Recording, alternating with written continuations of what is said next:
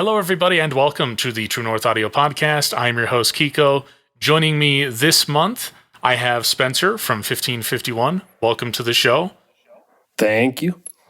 We were just starting to get into conversation about the band name. I was pulling it up on Apple Music here. And I was just saying the temptation not to say or type 5150, because that is one of my all-time favorite amps. And you were telling me that is a thing that has come up before, so we'll get back into that. It has, yeah. Well, I mean, it didn't really happen on any large scale or anything like that. It was just, someone said, "Hey, I can't find you on iTunes," or because it was iTunes back then when it was first started. Yeah, and I was like, "I can't find you on iTunes. I'm typing it in and it's not coming." I said, "What are you typing?" 5150. That ain't it.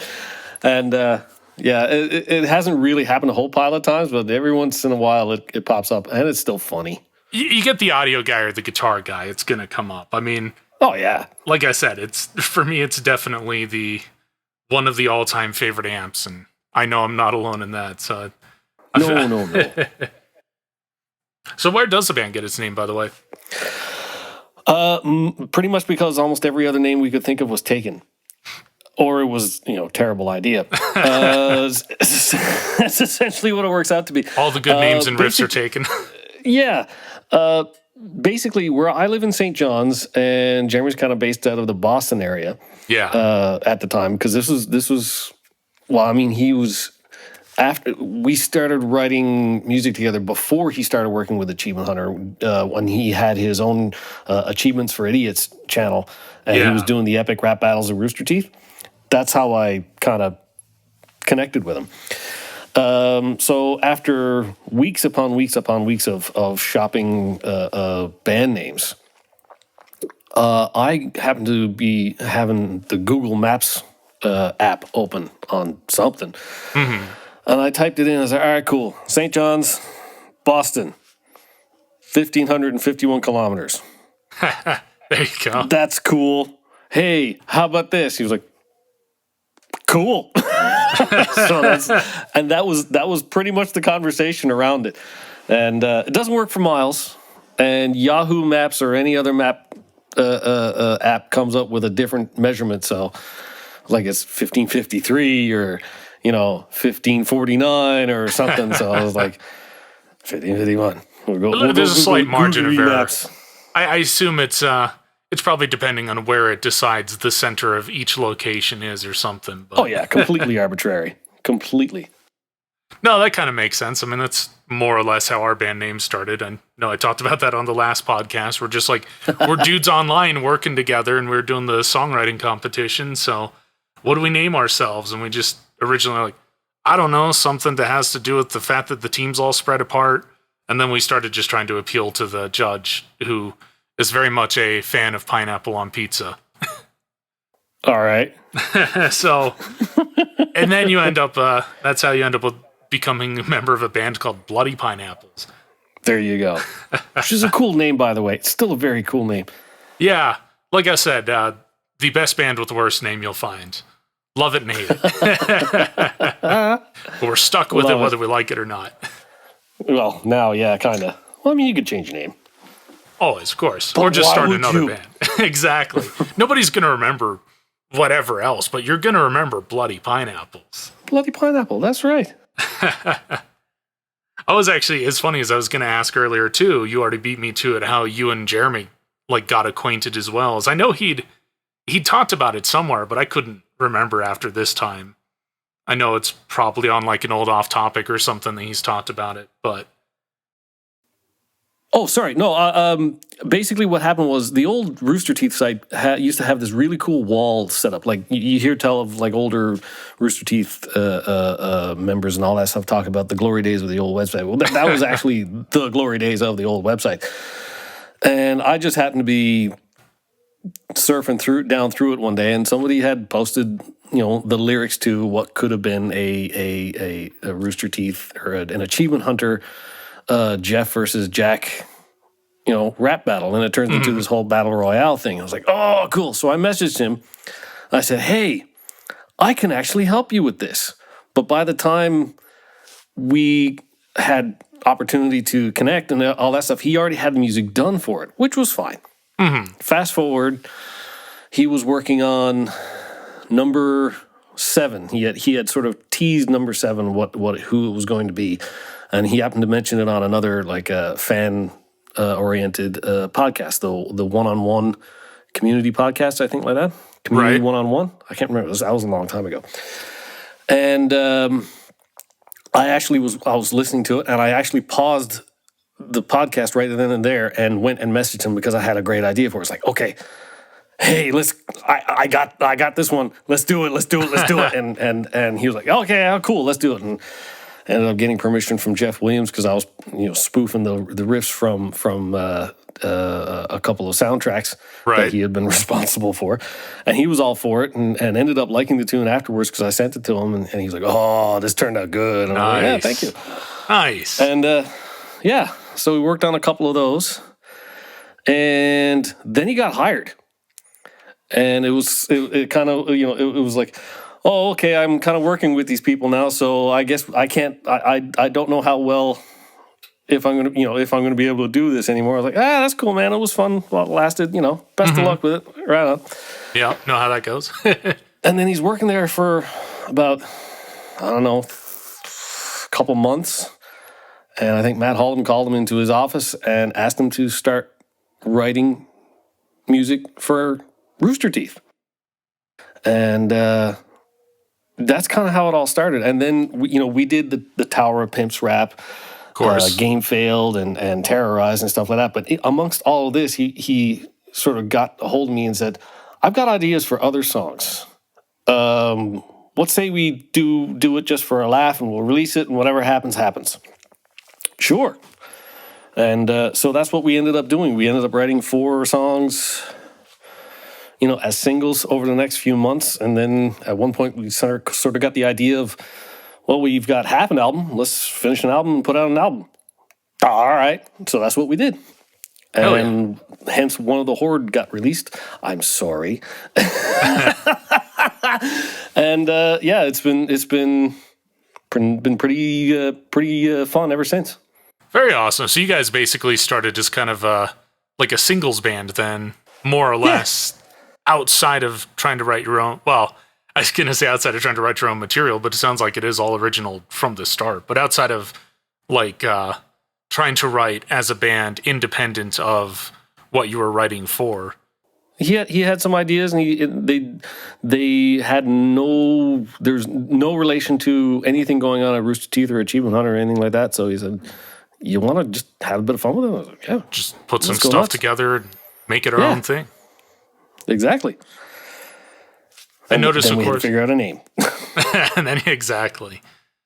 No, the name is always. I'm so bad at naming anything. I've said before that with True North Audio, trying to make like synth presets or whatever, and I'm sitting there thinking like, I understand now why there's people out there like what am I thinking? Slate Audio. I understand why it's just kick 10 and snare 12 now. It's like at a certain point, sometimes it's just easier to just put it in sequence or something.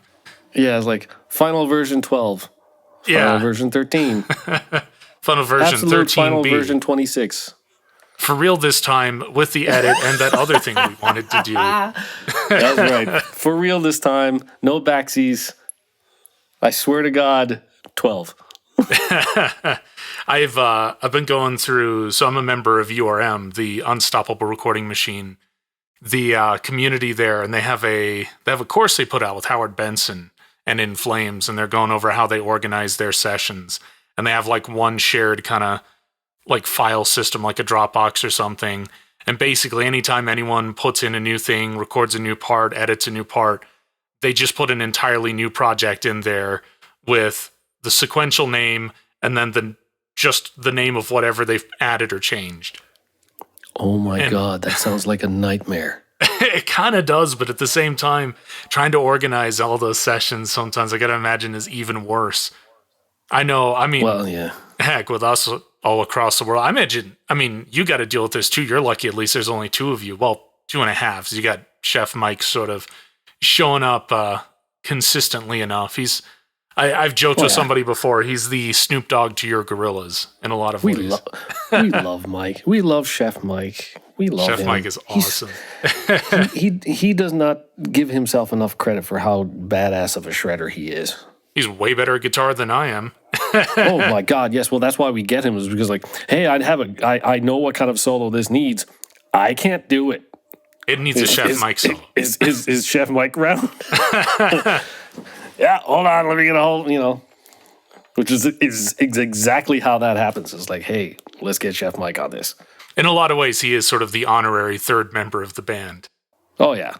No, I mean, we were joking last time on the episode with the band. It's like we got like 20, 21 members. I think we're just about an orchestra at this point. But I mean, trying to organize sessions between that many people, we basically just say like, we do the same thing. We have a master Dropbox folder and we have a spreadsheet where you can check off the different parts as they're recorded or written. And yeah, I mean, we're basically like, look, throw in your parts when you're finished, drop them into, the appropriate folder in the Dropbox so we know where they're at. And then Toby is going to organize all the multi-tracks into a final, master project. Right now, he actually has a single Logic project that is all of the songs on the record, just as one whole project through. But he's going to organize that. And then we send it to Ruben, and Ruben he doesn't have to worry about all the projects. He has the one project, and he's going to just mix and master off that. So nice. We basically have to do it by saying, like, we have a guy whose role it is to organize all that stuff. Or as I imagine for you, you just kind of create your project, and then you get your parts from Jeremy, I assume. Oh, yeah. And he's doing...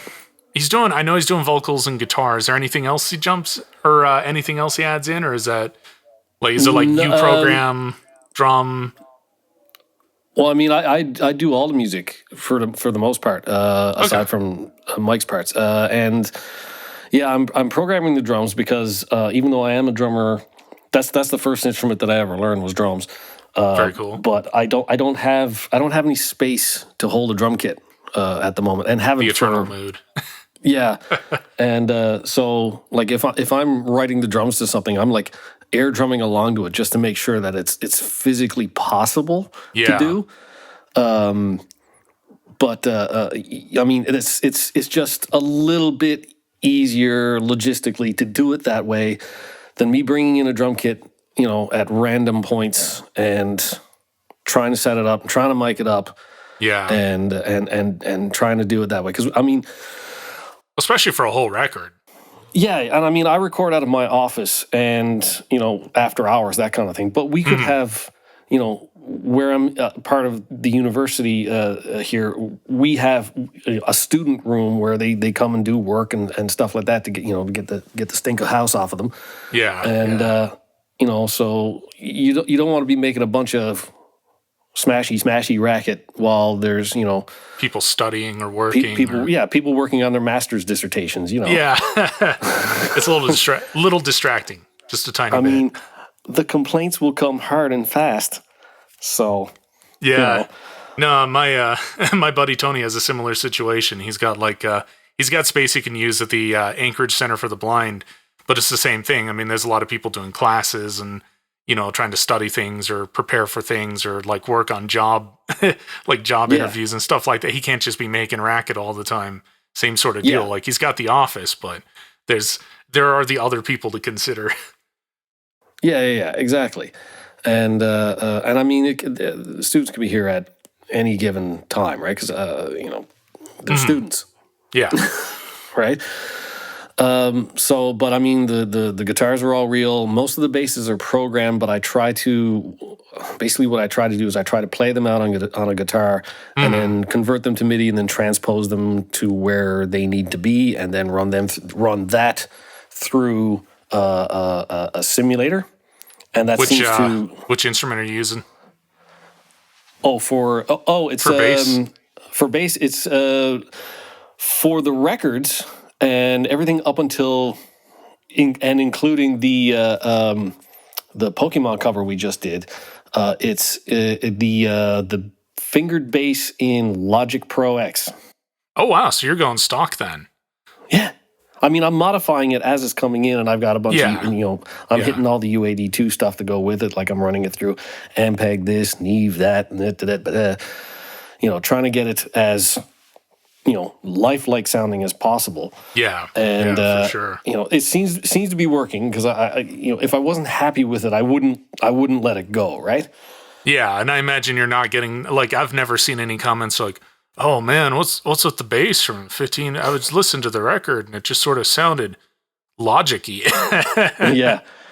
Well, I mean, the thing is, bass was the second instrument I learned, and that was because a better drummer came along and were like, you know what, you can handle this.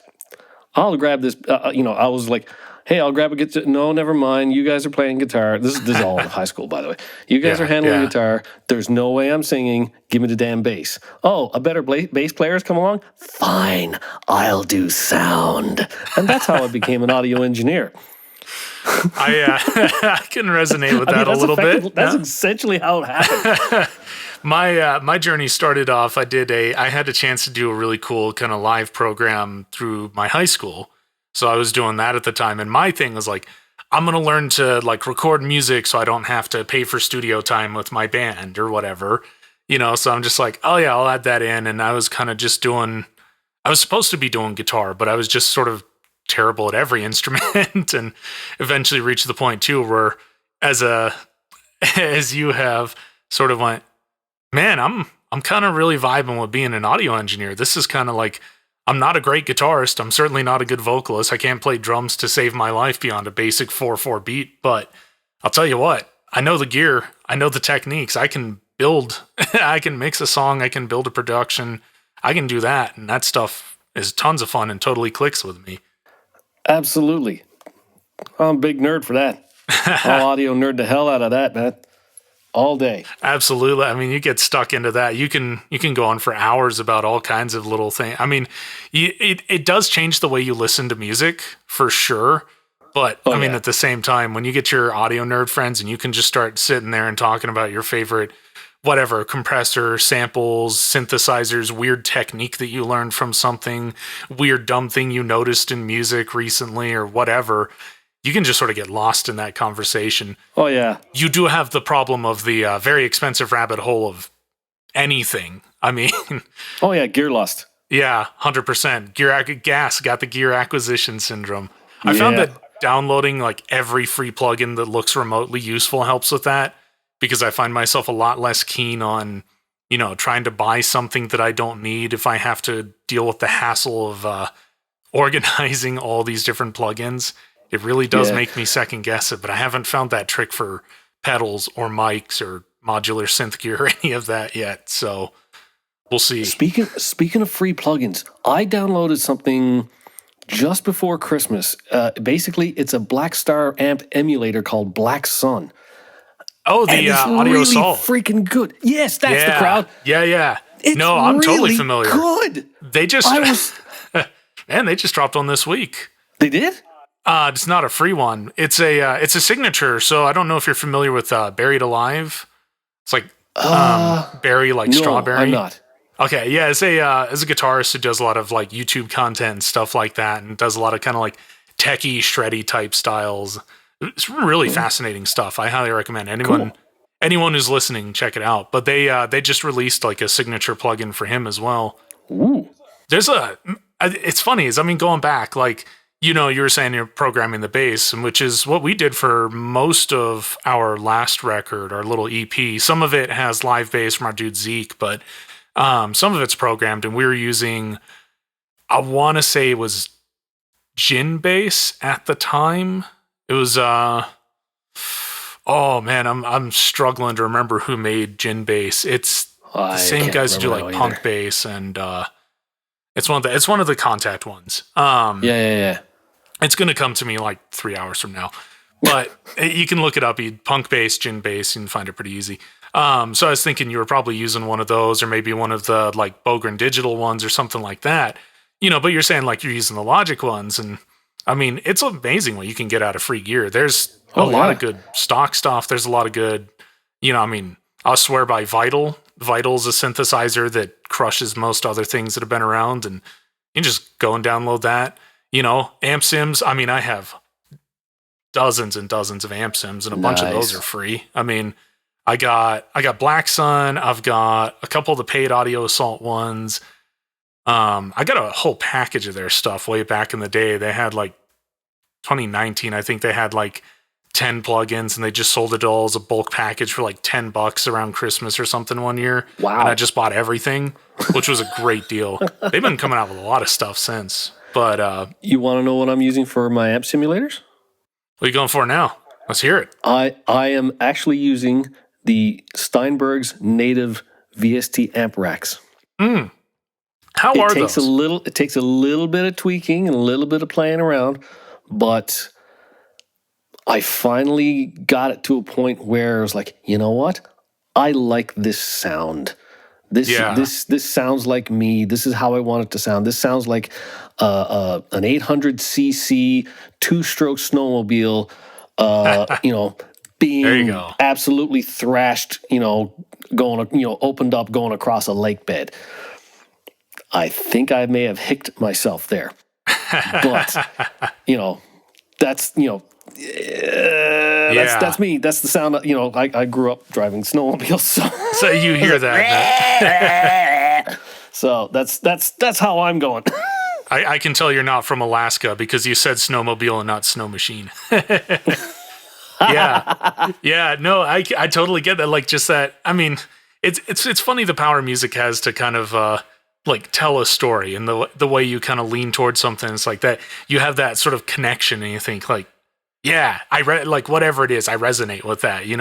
Same with the style, same with whatever. I mean, I feel like my preferred tone. I mean, I can dial whatever, but I mean, it's I think the tones that really stuck with me have always been the new metal tones and the gent tones and stuff. So give me the kind of a mix of that Linkin Park or Old Korn or Deftones, and then start throwing in some elements of something like Will Diarta or something. I find that I have that I have a preference for that really dry kind of sound, something that's really crisp and kind of crunchy, but not too not too fizzy, not too fuzzy. Yeah, little scoot, but not too much. Yeah, exactly. Or very mid-rangey, depending on if I'm going for something more modern. Right, exactly. Yeah. I mean, it's funny, too. I'm going to have a pretty good nerd moment here because somebody pointed this out just earlier today, and it's been kind of living rent-free in my head. So you guys, of course, are very heavily influenced by Linkin Park because that's a big part of, I know, a big part of Jeremy's sort of taste in music and everything, and you can kind of hear a little bit of where that influence is in the stuff you guys are putting. Somebody in producer community I'm in posted about how Meteora is missing the pick attack sound in pretty much all the guitar parts and stuff, and it's one of those things I never noticed it before. But you know what? That's a valid comment, though. Yeah, it's one of those things. I mention it. I can't unnotice it now that I said that. So there's a lot of speculation. Oh God! Did they edit out the pick noise? Is it sampled? Is it finger picked? Is it just compression? What kind of trickery is going on to get that sound? And it's I mean, it almost sounded sampled at the beginning of Figure 9. Oh my God, it's all going through my head now. It's it's probably a very, very fast and a very fast attack and a release compressor, just sort of squeezing it a little bit to sort of take the thump out of it and just give you the kind of somebody made the speculation, which made sense. They're probably trying to make more room for the kind of the kicks and the snares and the percussion elements and stuff. Yeah. I mean, it's funny as I think about it too, and it's I wouldn't be surprised that it's right at that kind of time and era, and they would have had the budget to just hire somebody to sit there and hand edit all those little kind of pick scrapes out and everything too, which would be a ton of work. But I mean, I've definitely seen and heard of guys just going that meticulously into a production and stuff. But it's one of those it is kind of fascinating when you can get something that's been out that long, sit down with a bunch of really professional dudes, and everyone just sort of sitting there scratching their head kind of sounds like this, it might be that, I'm not sure. And I'd be really curious to find out the answer now because it's something I've never even thought about. Yeah, going back to the statement of somebody sitting down and editing everything out. I've been the assistant engineer on a couple of those sessions. Oh my Oh, man. God, let me tell you, that is the definition of tedium.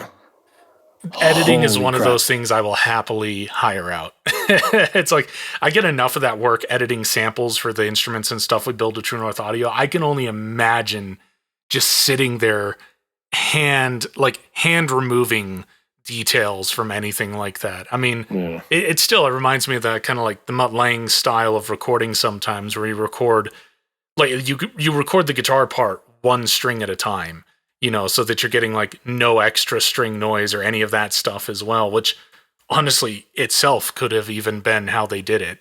And if they're finger picking that would do it for sure. And then, Yeah.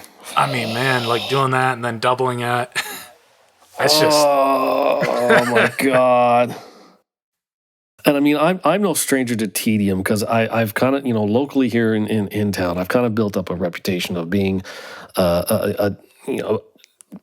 somewhat of an editing guy. Like I'm good. I'm good at editing. I'm not going to. It sounds like I'm tooting my own horn, but that's it's kind of the truth. I'm good at editing. You found your niche. I found my niche. I'm also, at my day job here at Memorial University, I'm a digital audio restoration specialist. I take old shit and clean it up to the point where it's at the very least usable for research purposes. Yeah. That kind of stuff. And that can get tedious too. I once edited. Yeah, I once edited out. Like you hear those scissor lifts and stuff. Every time they move, they beep. Mm-hmm. I edited out the beeping out of conference audio one time. Ha! Homo. We were holding a conference in our office space our gallery space upstairs, and while someone was giving their remarks, they were up working on the windows outside, and we were like, "This is probably the most horribly timed." Recording ever. Yeah. Anyway, I brought it into Isotope RX Advanced, and I was like, "Oh, there it is! Click, click, click, click, click, click." It happened a lot because it was over an hour. Yeah, I'll tell you what, Isotope is it is a real lifesaver sometimes. I don't have Advanced, I just have the standard, but RX can do. I mean, it's nuts what you can. I remember being able to remove all that kind of white noise for the first time, the like self noise that comes with gear a lot of the time. Yes. That's insane. It's nuts what you can do with that.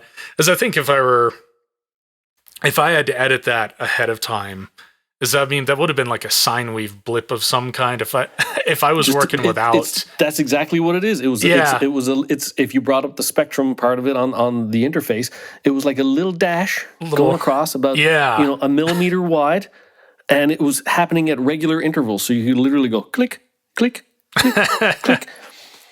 Grab and but go. It was over the course of an hour. Yeah. So it's like I'm thinking if I'm not in like RX, I'm thinking like I'm going to pin that frequency, and then I have to pull out like a tone generator or something and try and invert that and go after it, or pull out like a super hyper narrow, EQ and sit there and just automate that one point on like Pro Q3 or something over and over for an hour. I'll see you in the loony bin. Exactly. That'd be maddening. It's crazy that we have that. I think because right now, I think Reaper is still the only DAW that has spectral editing. Yeah. I think that is something I would like to see more in other DAW. Like I want that as a feature in Logic at some point, to be able to basically do exactly that. Just go through and pull out all the little blips on the that would spectrograph be nice. And work with that. Like before I send you this audio that I'm recording on my end today, I'm probably going to have to run it through RX Advanced, just because the wind is hitting my window so freaking hard today that I'm positive it's coming through on the microphone. It might only be low level, but knowing my luck, it's showing up just enough to be a nuisance. So I know I'm going to have to go in and just get rid of that, like use a filter of some sort, and I'm going to have to nix it. Yeah. Just because. Yeah. I'm not going to do that to you. Well, I appreciate that. It's going to be hopefully a lot better than the Skype audio we had on the last episode. I was telling Spencer before we did this again too, like if you've listened to the last episode, you can hear with Luke especially, there's that like crackle and pop that comes in every single time he starts, and it's like it's a 3-hour file, you know? I just I was not going to sit there and start declicking the whole thing all the way through, so I just kind of had to commit to it and let it be what it is. But yeah, I mean, it's it's crazy how little things like that can still affect, even with expensive technology. I mean, that's the thing. You can get a really amazing sound out of some free piece of gear, and then come in and somebody who doesn't know how to use or doesn't have the right environment for something really expensive will just give you a really janked up track. Yeah. Hey, you can fix this, can't you? No. No. Yeah, I mean, it's anybody can walk into a room and say, "Oh man, the C800 or whatever is the best mic in the world," but you put it in a bad space, it's still going to sound terrible. Yeah, bad space with like an intermittent cable placed in the wrong, put in the wrong place on whatever you're recording. Hey, can you fix it? Nope. Sorry. Meanwhile, I've seen guys like Matt Brown create some really solid drum samples using just like an old Midas or Behringer kind of mixer or whatever, like one of those X32s. Yeah. It's completely nuts. I think the game has really stepped up a lot too. I mean, oh yeah, the bar keeps getting, the bar keeps getting raised, which I'm glad because it keeps pushing. That's a reason for me to keep pushing myself. Yeah, and probably you too, right? Oh, absolutely. Well, I mean, it's one of those things too. It's like, I feel like the free tools I have now are better than some of the stuff I was buying when I started this, Oh, 100%. Miko. Absolutely. ML Sound Lab, Miko just dropped Miko 2, which is like his sort of cab IR software. He's got a new version. He's put a lot of work into upgrading the way that it functions and the getting that natural kind of the feeling of movement of the speaker in the cab and the room and everything. And he's done some really crazy trickery. Off the top of my head, I can't remember entirely what it was. Toby would be able to tell me if he was here, but it's something about how he was able to like use a tube power amplifier to get the IR, remove the tube out of the file, basically, and then reprocess it so that it was clean, but still had the feeling of like a tube, like a tube power amp without basically just doubling down. It's completely nuts. And so it's one of those, there's a version of it. It's a free plugin. You can buy the cabs for it, but there's a free plugin version with free cabs in it. And it sounds better than like any IR you could have bought 10 years ago. I love advancements. Yeah, it's mental. It's completely nuts. Also, ML Sound Lab is one of the absolute like crushing forces in the world of amp sims and IRs. They also have some good free ones. Check out the Fluff one, for example. Oh, just for the name alone, I'm going to look at it. Yeah, Fluff. I think he's got 3 of them with ML. But he's got I think it's Roots. Fluff Roots has 4 amps, and one of them is free, and then you can unlock the other 3 if you buy it. But the free one at noon sounds better than most of what you got back in the day with a purchase of $100, $150. Oh, it's ridiculous. I remember the early days of Amplitude. Yep, early days of Amplitude. Logic is still pretty much there. That's the one stock plugin I'm not going to give Logic. They need to update that. No, yeah. See, when we were recording the From the Brink album, I was doing a lot. A good chunk of From the Brink happened at my kitchen table, and so I did not have my usual recording setups. It was literally a 2-channel USB interface, the laptop that I had from the office, and Logic. Yeah. So it's nuts what you can do. And using my 1990 Charvel Jackson Strat copy and headphones, and just playing stuff over and over again in the kitchen while my wife is in the the adjacent living room trying to watch TV. She's like, experiencing that again. the audio engineer nightmare of the same riff for 40 minutes. Yeah. Oh, yeah. She's like, you have played that same bit 33 times. Are you not happy yet? I was like, no, it's got to have a certain feel. Wait until I have to edit it. Wait until I have to reamp it. I think I'm going to go into the bedroom and watch TV because I don't want to hear you playing anymore. That's fair. Yeah. By rights, after 33 takes, I should stop and just take a break from it, Power of comping. Which I did. Yeah. No, I know exactly that. It's like, it's all fun and games. Everybody has the thing they imagine when they think like, oh man, to be a rock star. It's like, understand that being a rock star is sitting in the studio and listening to the same 6 notes over and over and over. You have to have some tolerance for monotony in this in this line of work, beyond any shadow of a doubt. Yeah. I mean, if I'm doing a full album project, by the time it's all said and done, I mean, I've probably sat there and listened to everything on it about 1,500 times. Yeah. On average. 1,551. Maybe that's where the band name comes from. Oh, God damn it. It's really just the number of times you have to listen to every track. You how dare. I've done it. I've cracked the secret. You've been exposed. Yeah. Fortunately, about 2/3 through From the Brink, I was allowed to go back to my office, and I was able to finish the project there, which was fantastic. And I adored being able to. I assume you're just DI straight into the interface? I was, yeah, which was fine, and that's how I would have been here in the office too. It's just, I like the preamps on, that I have in the office better than I do on the little 2-channel interface that I had home, which was, solely for work purposes. But it got it gets the job done, is what I'm saying. Yeah. Well, I mean, that's one of the things too. Finished is better than perfect. And I mean, great art is never finished. It's only abandoned. So it's like, are we done yet? No. Yeah, we're done. Because I can't. No. That's good. Is it good enough? Yes, it's good enough. That kind of a thing. Yeah. I mean, it's the 80-20 principle in effect for sure. You can spend the rest of your life chasing that 20%, but you really, as long as you can get that 80%, the big thing is just making sure it feels right. Yeah. You get the emotion in it.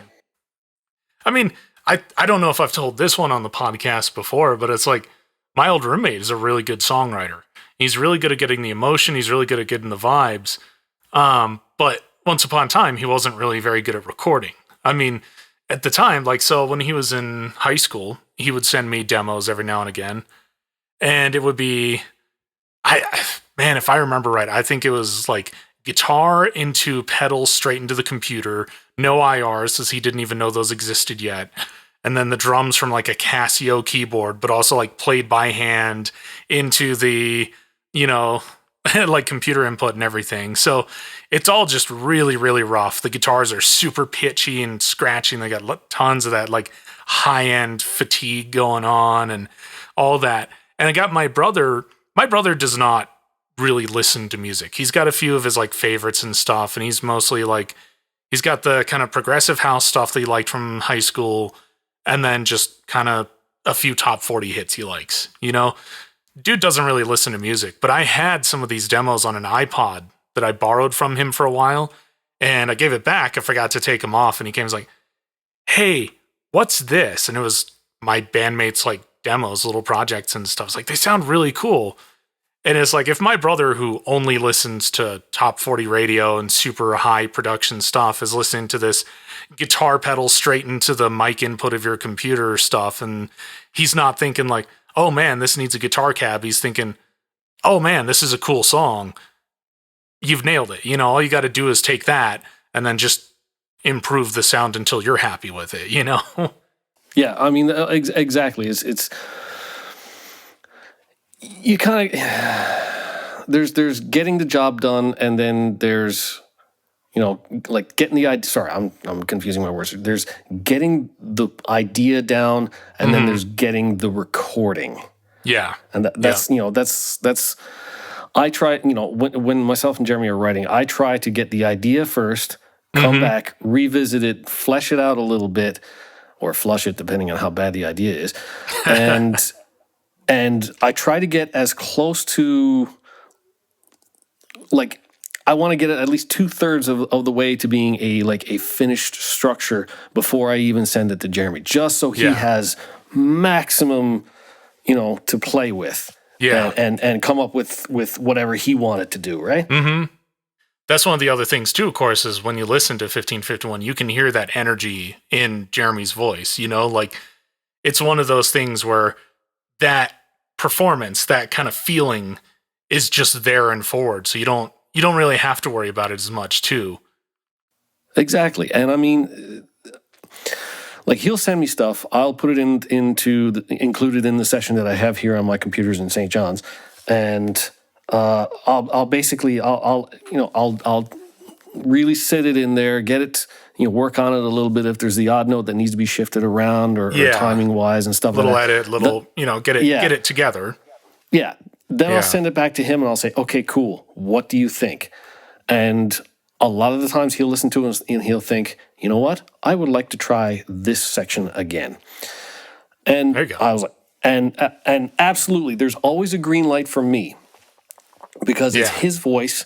He has to hear it. He has to listen to it. And he has to be happy with it. Yeah, absolutely. I might already be happy with it and say, hey, yeah, that's really cool. And he might hear that and go, no, I can do that better. And I'm going to let him do it because it's not going to affect, it's not going to it's not going to keep me from enjoying the song. But if it's going to keep him from enjoying it, I don't want him to go through that because once it's kind of out there, it's out there for infinity. So unless, the earth, collides with something and it just annihilates everything. But that's the only way it's going to, it's going to get destroyed. Or you're an underground band from 2001 and you've just disappeared off the face of the earth. So as many times as he wants to touch something up, like Hurts to Know, I think there's bits and pieces of that song that Jeremy redid like 3-4 times. Just to get it right. That's that's a very important song to him. And I wanted him to be 100% happy with it. Like I had a bunch of harmonies laid on that as well, just which I thought would sound good in my head. But it took away from the intent of the song. But I recorded them and sent them to him just to see what he would say. And he was like, no, I can't put my finger on it, but I'm not sure I like where this is going. I'm like, just not quite done. clicking. Yeah. I mean, that's the thing too. That's kind of the fun of it, is experimenting. Like, sure, there's people that have that vision right out the gate. The first take is it. But I mean, that's pretty rare, I mean, making sure that, making sure you have the flexibility to sit down and just say like, well, let's see how it feels. If it doesn't work, it doesn't work. Big deal. You can, being able to let go of things that don't work is really important. That I think is another thing that really trips up a lot of guys who haven't been doing this a long time, is they'll spend too long trying to save an idea instead of just saying like, it doesn't work, Yeah, this, it's like, why isn't this working? Well, the part on its own might work. Every other part that's around it might work on their own, but altogether, it's just not working. Yeah, well, I mean, that's one of the reasons that, like, all these top guys I've talked to or watched mix have always said, like, you don't mix in solo, you mix the song, Yeah. Because a thing can sound great and, when it's on its own. You got the drums and they're sounding huge. You put everything back in and they just vanish. You want to make sure the drums sound huge in the mix, not just on their own. And exactly. I mean, performance and writing is totally the same way. It's like, you can put something in and go, just, you know what? It sounds really cool by itself. It sounds really cool and paired with this one element, but it clashes with everything else and it sucks. So it's out. Yep. Time to revisit. Yeah. On that note, though, something I'm curious about is this comes up with a lot of the previous guests as well. Do you do you have like old tracks that you'll write, not really sure what you're going to do with, set them aside and then bring them back some other time or play with them at a different time when you feel more confident with them or have an idea with them? Absolutely. I've got ideas as far back as early days of One of the Horde, and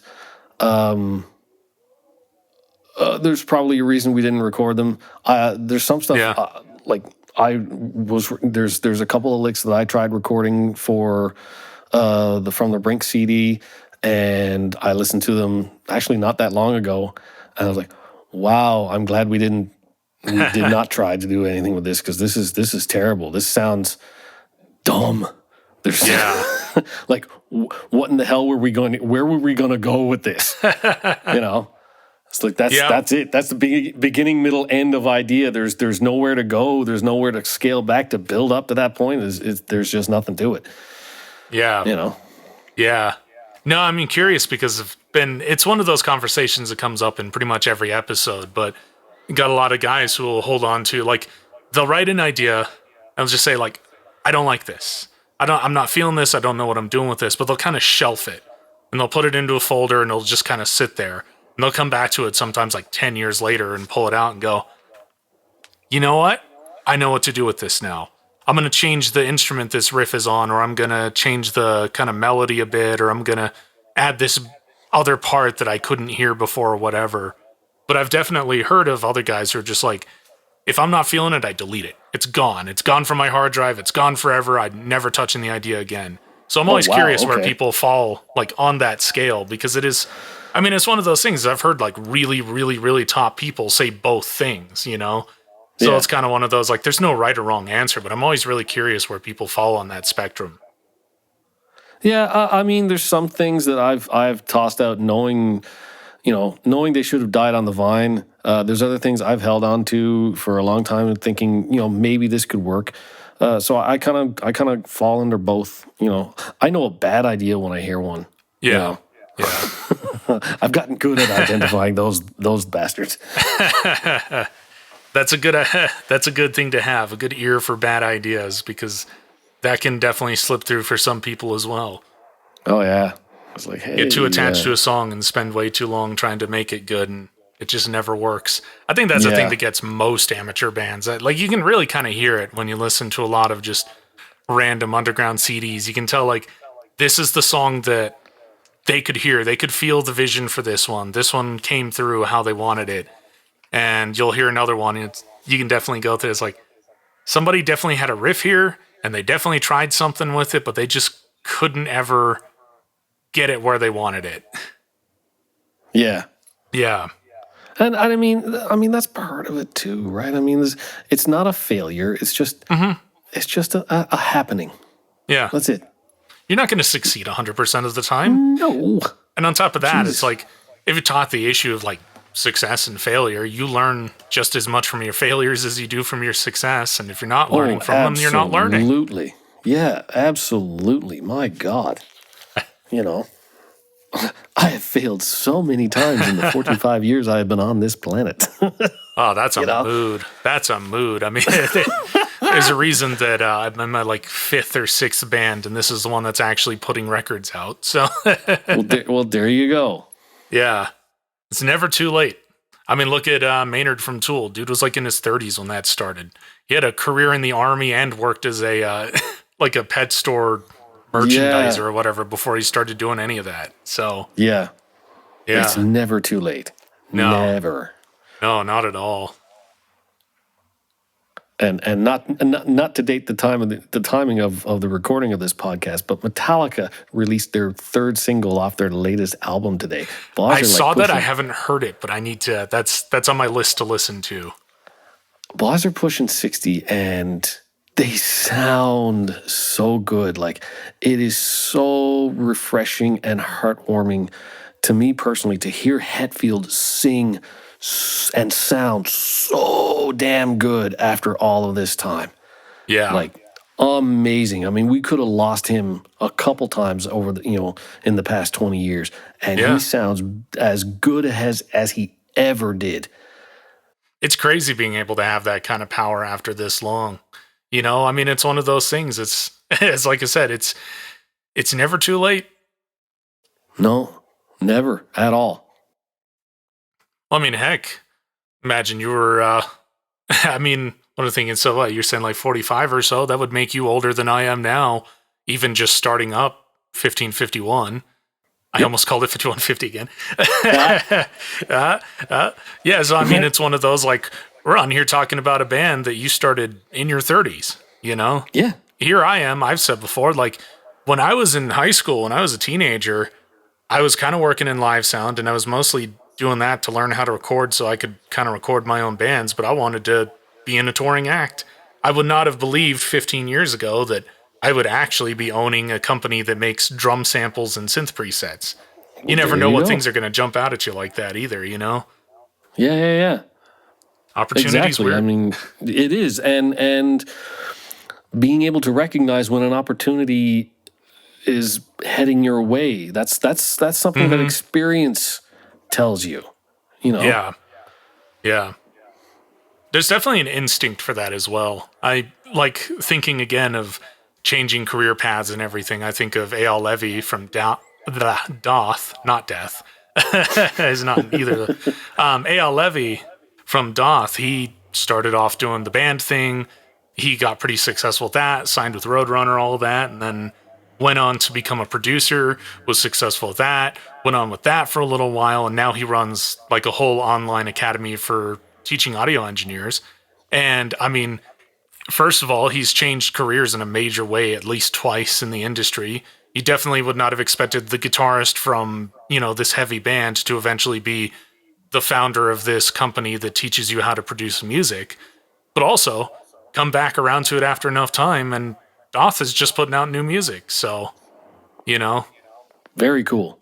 yeah, sometimes that's the other thing. Sometimes, like having that moment of taking an opportunity and being able to move on to something else can give you the tools or knowledge or experience you need to do something you wanted to do before correctly and actually get that in a way you weren't really aware of, or get that in a way that you weren't able to in the past as well. Yeah. Exactly. I mean, I started working in studios when I was 18 years old. Mm-hmm. And, you know, worked at it for quite a number of years, not realizing how much I was ingesting. Like you know, just sitting in the room and observing these fantastic artists that I've worked with Yeah. over the years. Yeah. Just soaking it all up, not even realizing it, right?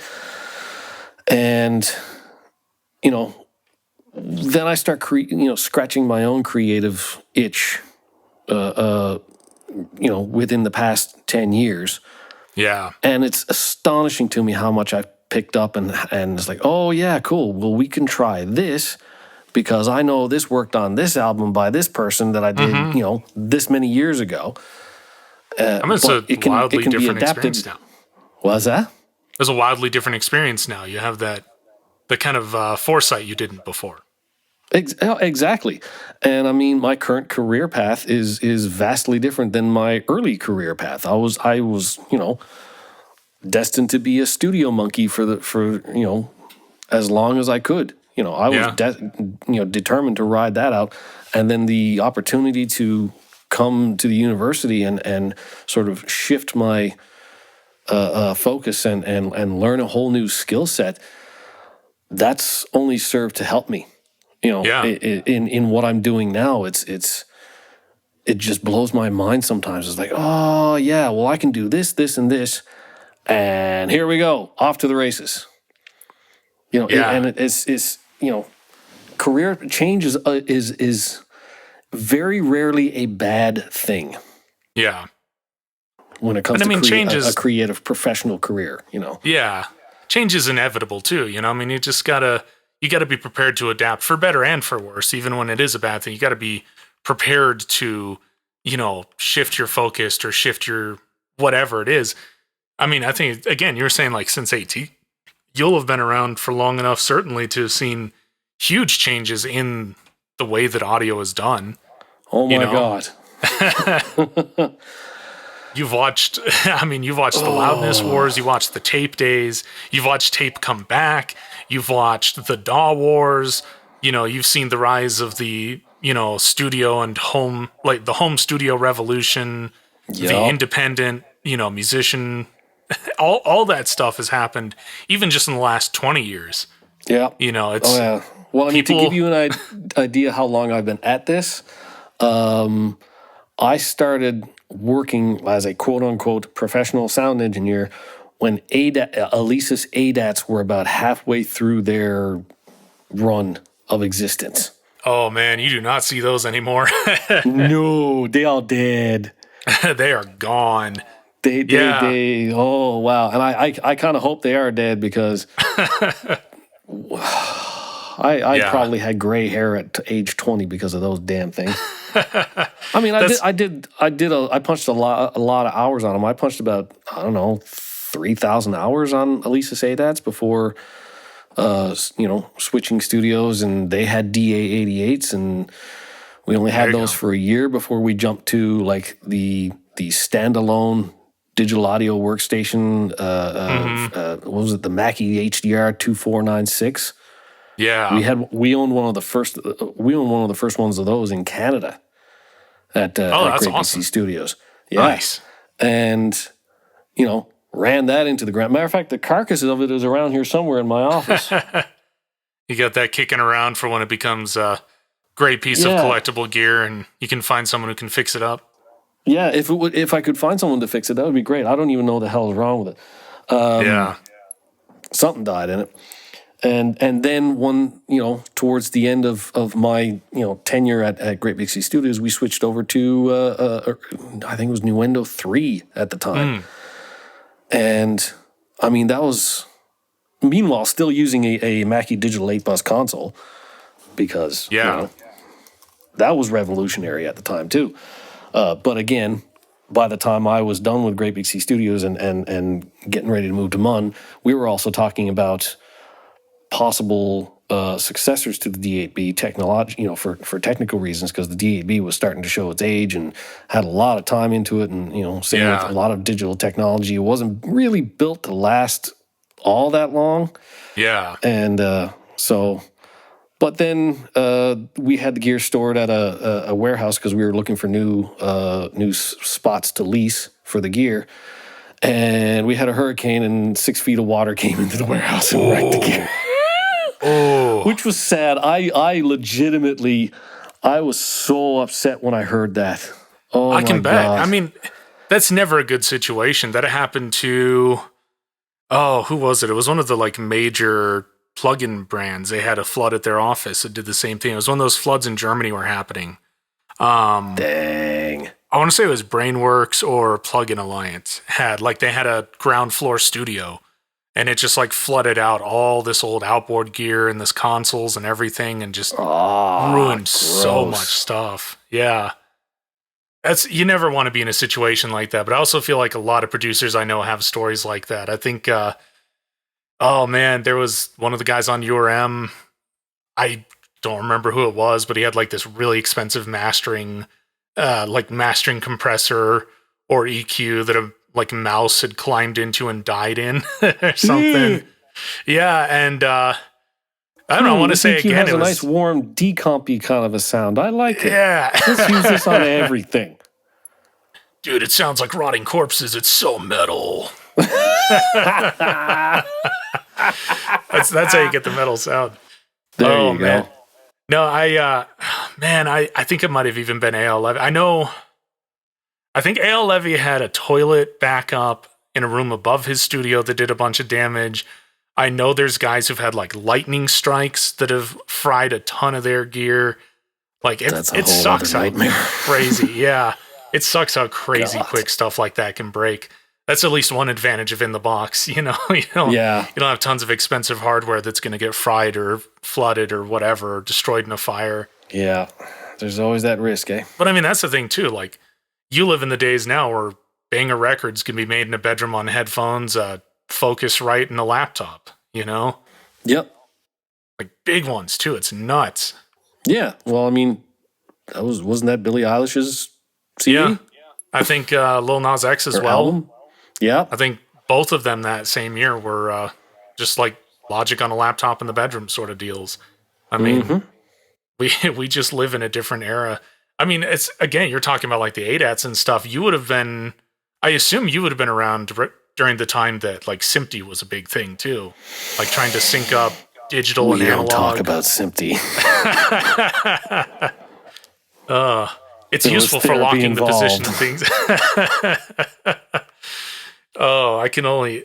We've been me and a couple of my buddies have been planning to do some tape drum samples lately, and we've been we've been pretty deep in the rabbit hole of some of the old traditional techniques, and there's so many little things that I'm glad we don't have to do anymore. Oh my God! And I mean, it was necessary. Yeah, I mean, at the time, You that was know. just the tools of the day. I mean, it's like making techno in the 90s. Like, you look at the way that people had to work with, like, those old synthesizers, or heck, even the old, like, samplers and drum machines. The way people, like, man, I saw videos, like, making, I think it's something like making techno beats as if it's 1994 or something. They've got, like, this old sort of DOS computer, and they have like this sampler that kind of fits on a floppy disk, and it's just a spreadsheet of controls, and you can get like a tiny bit of audio, and you had to record that off like an expensive sound card from a turntable or a tape deck or something. And it's crazy how much effort just went into, like, these days you just snap up a bit of audio, cut it up, drop it into Logic Sampler, and go. And Pretty man, much, I mean, yeah. back in the day, you basically had to be a programmer to make a really dumb sounding kick drum beat. Yeah, I you know, again, I'm kind of glad that I was never asked to do that. Because that meant I would have had to completely relearn the whole process of doing that.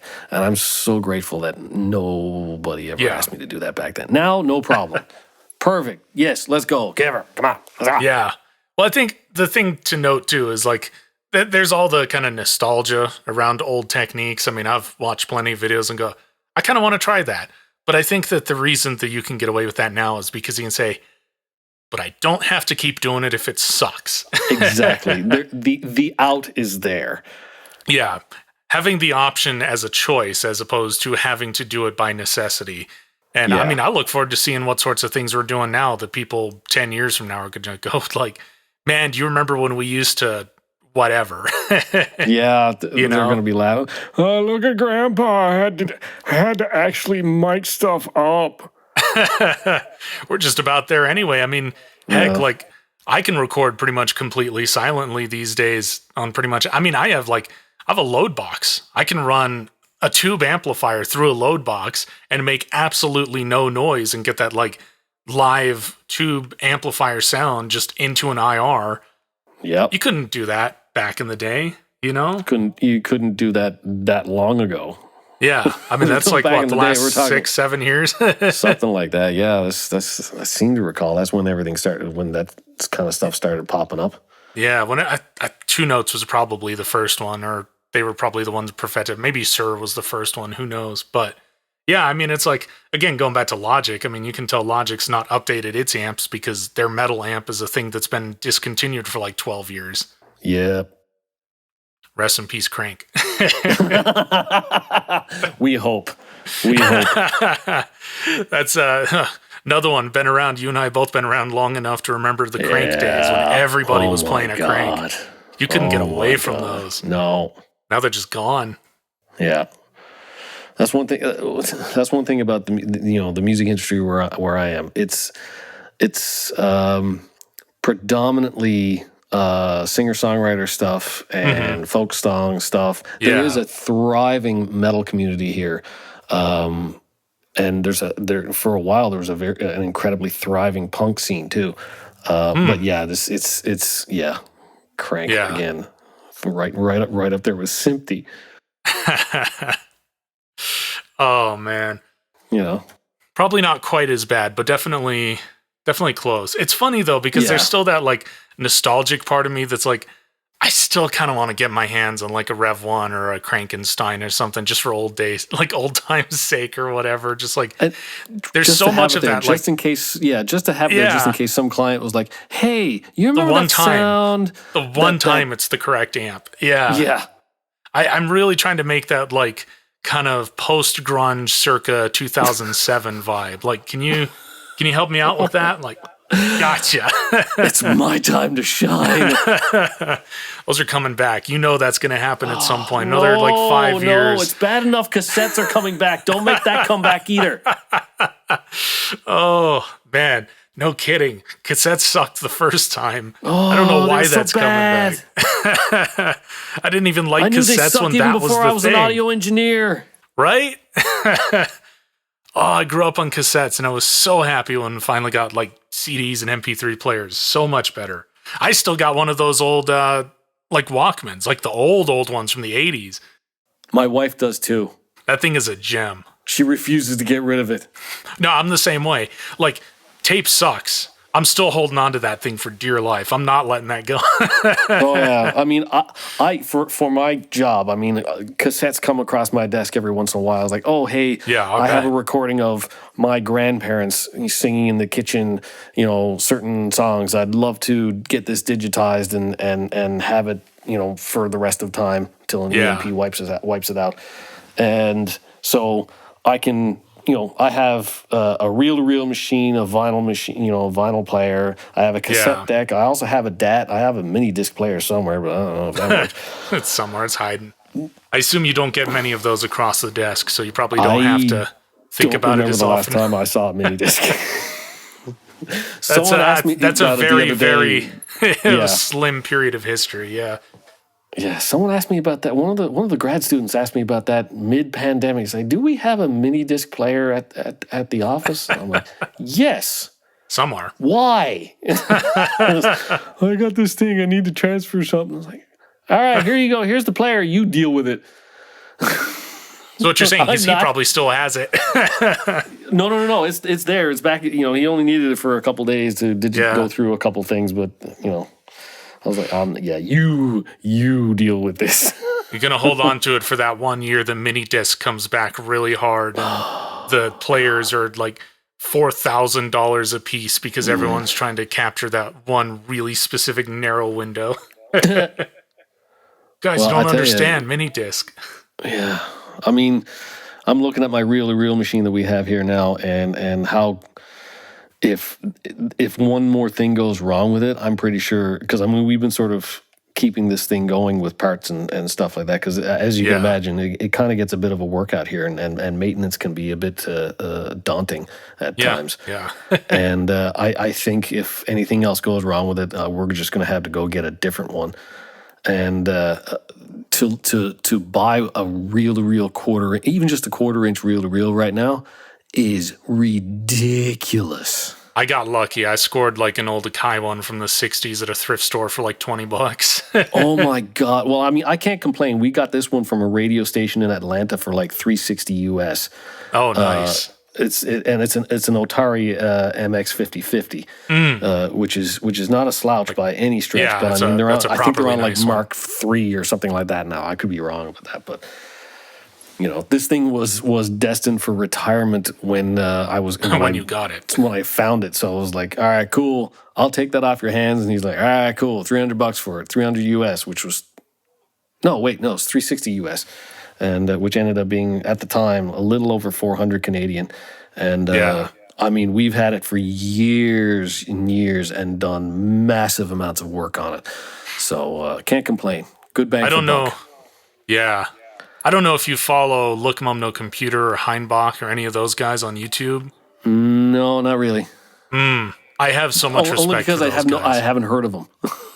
I'll send them to you at some point. They're really. Please do. Look Mum No Computer buys both of them do, but I think Look Mum No Computer takes it an extra step. But they both buy all this like really old gear and restore it and modify it and do crazy stuff to it. And Look Mum No Computer's thing is that he's a circuit bender, so he'll grab he's built a giant synthesizer out of Game Boys, like old school Game Boys, and he like turned them into oscillators and then like built-in controls that he could use to like produce sound off of their sound chips and everything is completely nuts. Dude is mental. And I have so much respect for these guys building these ridiculous projects or restoring and recovering gear from like the 1940s and 50s and trying to make it functional and useful again, because I can only imagine what a nightmare that is, you know? Even just trying to keep up gear that you can easily get parts for. Yeah. Yeah, that's a full-time job. Yeah. Oh, yeah. It's That's a good thing. Absolutely a full-time job. Good thing they have the channel to do it. I mean, it's one of those like. if anybody's going to do it, it'd be a guy who's like totally making content out of it. That'd be great. You might as well. It seems like if you're going to put the time into it, you might as well at least document it so somebody else can share in that experience. Because otherwise, it's probably just you going mad in your shed trying to to get the sound you want. Yeah, losing a couple brain cells every day. Yeah, at least all the solder. Fumes. Gray matter turning to gelatinous slime. Oh, for real. No, I mean one of my favorite videos back in the day. Well, I say back in that, it was only like a few years ago, but there was a video of a recording studio that's built out, kind of using all 50s tech and technology and production techniques and everything. And it was fascinating to watch. It's one of those like, I'm really glad we don't have to record like this anymore. But it is, you do have a lot of respect for the guys who used to have to do that, because they had some uniquely weird problems to solve in their studios back in the day. Oh yeah, it's like, hey, can we do this? I mean, back in the day. Hold on, let me ponder on that for about 5 minutes. Can we do 2 channels? Okay. Oh yeah, we can do 2 channels. Yeah, a left and a right. Hold on. Hey Jerry, can we do? Okay, yeah, we can do that. That's what that's kind of what it was like. I mean, oh, for real. Well, I mean, it's also like the channels originally. So I mean, they started off in mono. They did a production that was all in mono, and it was a single mic. Just a single mic, a ribbon mic in the room, and they got the mix and the balance by placing every member of the band in a specific place in the room so that they were picked up in just the right way to not overpower the other parts of the mix, which is nuts. I mean, yep.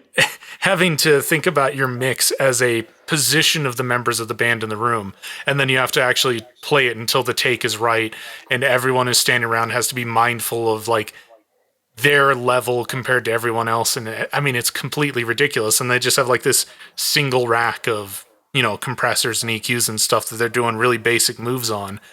And then they move on to stereo, but it's like, again, it's just 2 mics, you know, and still the same thing. They're still doing that kind of just placing everybody around. So that's how you end up with like drums are all on the left channel somehow, you know, or whatever, because that's just the mic that they're in the most or whatever. And it's just, it's nuts watching how that all kind of slowly came together.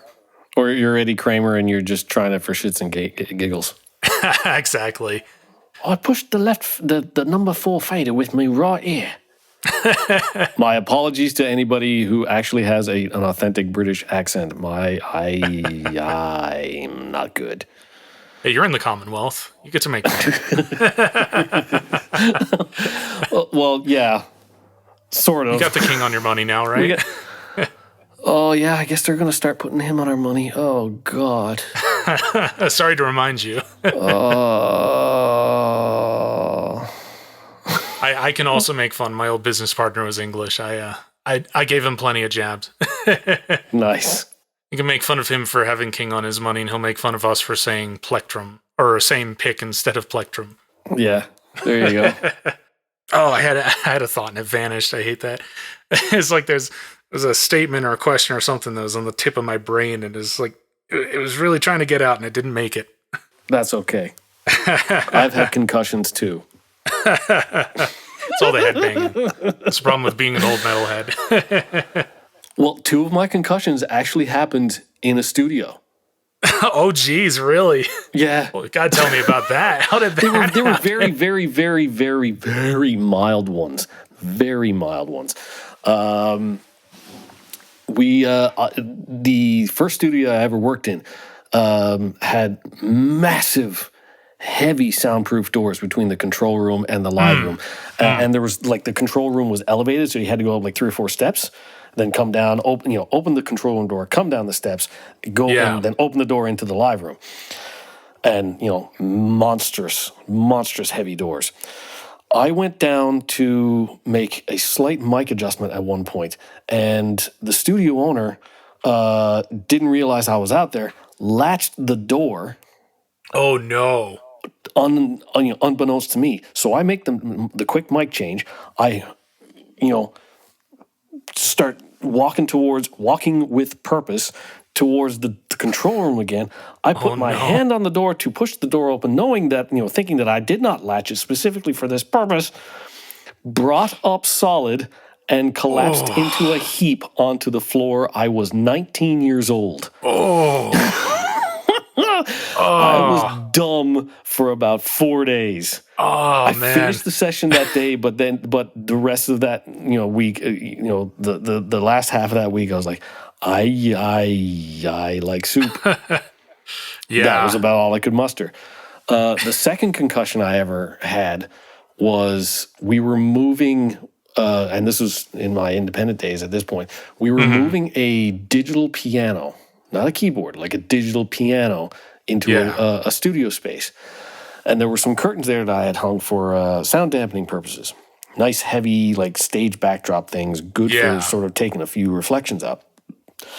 And Paul was trying to push this thing on a cart, but he was bringing it up in something. So I went around, and it was bringing up in a guitar case. I was like, oh, okay, cool. I see the problem. Give me 1 second. Paul shoved the thing, not hearing me, and absolutely, like, as I move the guitar case, this digital keyboard comes that much closer to me at full force, because Paul's about 6'2". Right. And I was not that heavy at the time. I might have been 165 pounds soaking wet. Right. And like my eyebrow came in direct contact with the upper edge of the digital keyboard. Oh. Dropped me, like actually threw me back into the room. And next thing I know, like Paul's picking me up, putting me on the couch and going, how many fingers am I holding? I'm like, if you'd stop moving it, I would count for you. He's like, oh, shit. Oh, you're in deep. So yeah. Oh, jeez. And again, I finished the day out. We plugged in the keyboard. He was playing away on headphones. The singer for the band came in and sat down behind me. I was at the console. He couldn't see my face. When the take was over, I turned to Bill and I looked at him and I said, "What do you think of that?" And all he could see was like he started to say, "Oh yeah, that was great," but he didn't even get the words out. He was like, "Hey, that's great. What the hell is wrong with your face?" I had this huge goose egg on my forehead. Had no idea because, of course, I'm just you kind of hunched over the console, just grooving away to the song, and fluids building up over my forehead. And when I turned to Bill, he was like, "What is wrong with your face?" So I was like, "Well, that was uncalled for." He was like, "No, Hey, what that?" jerk. and I started feeling my forehead. I was like, "Oh, that might be a problem."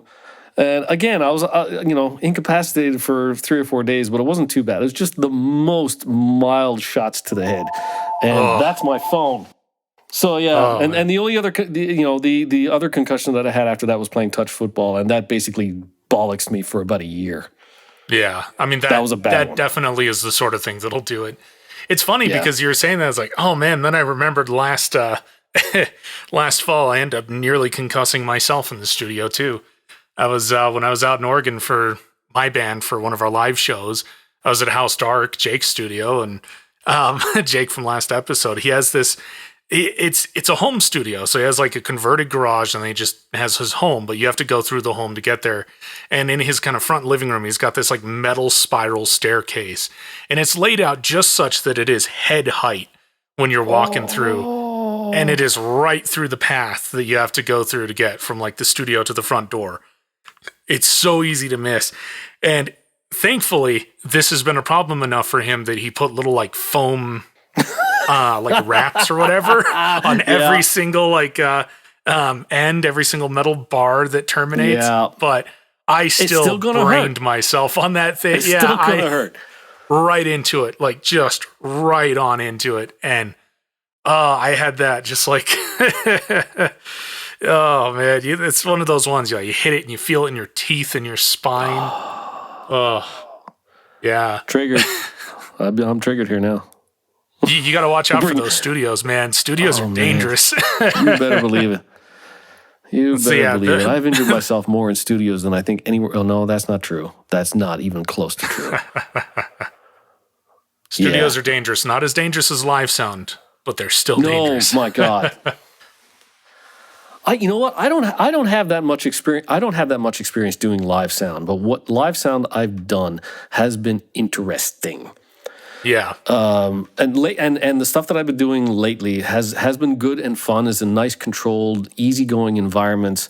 Probably a lot safer than pyro. A lot. Oh yeah. But early days of my career, I went and did live sound at a rock club one time, and you know how SM57s are kind of indestructible. Yeah. I picked one up out of the case, and it basically fell apart in my hands.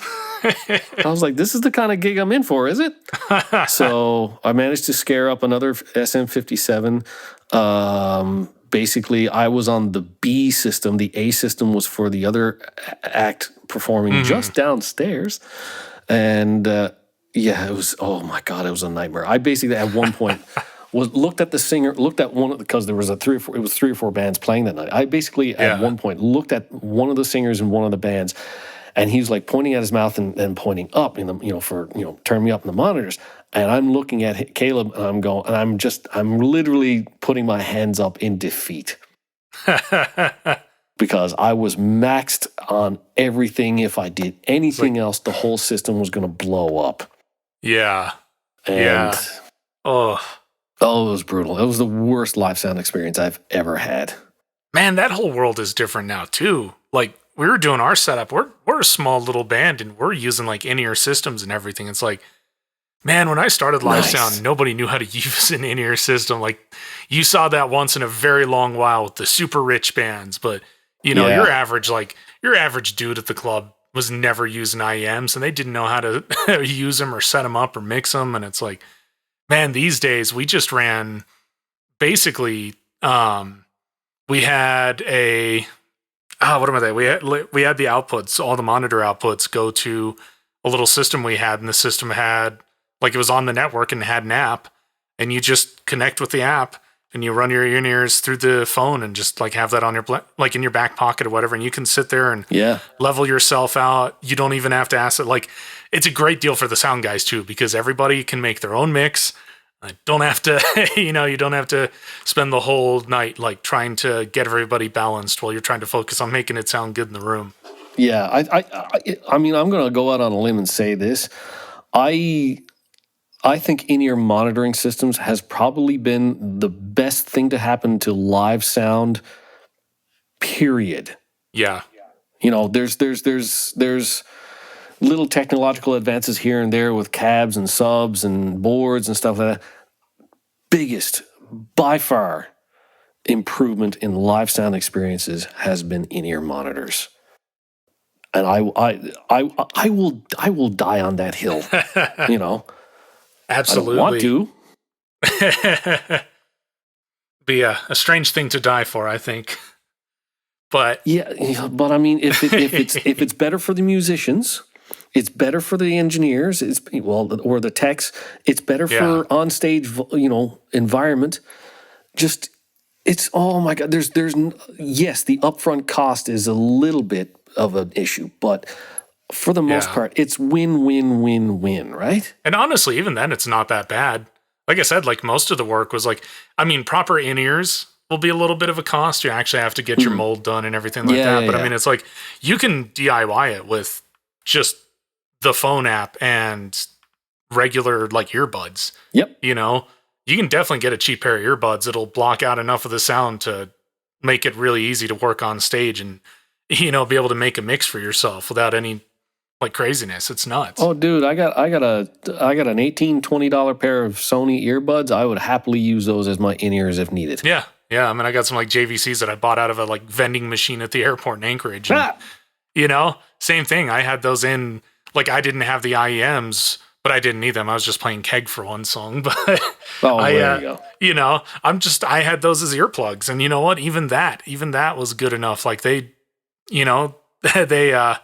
quieted up the stage enough that I could clearly hear everyone well enough.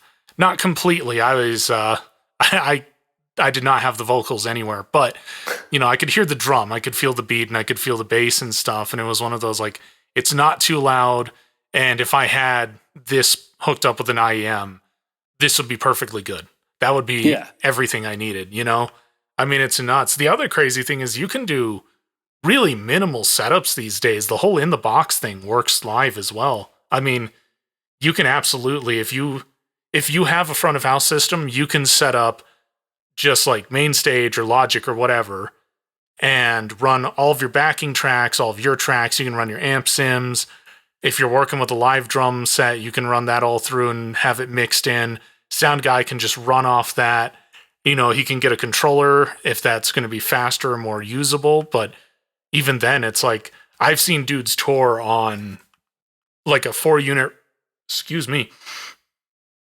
I've seen dudes tour on a 4-unit rack and just a few bits and pieces of gears. And it's like amp sims, bass amp sims, drums are all programmed. So it's just an E kit, and the E kit's, triggering like GGD or whatever. And it's just like you bring the guitar, you bring a mic, and you bring an E kit, and you have a like 4U rack and a laptop, and you can run a front of house off that and play some really crazy good shows just with that kind of gear. Yeah. I mean, and I'm kind of all for that.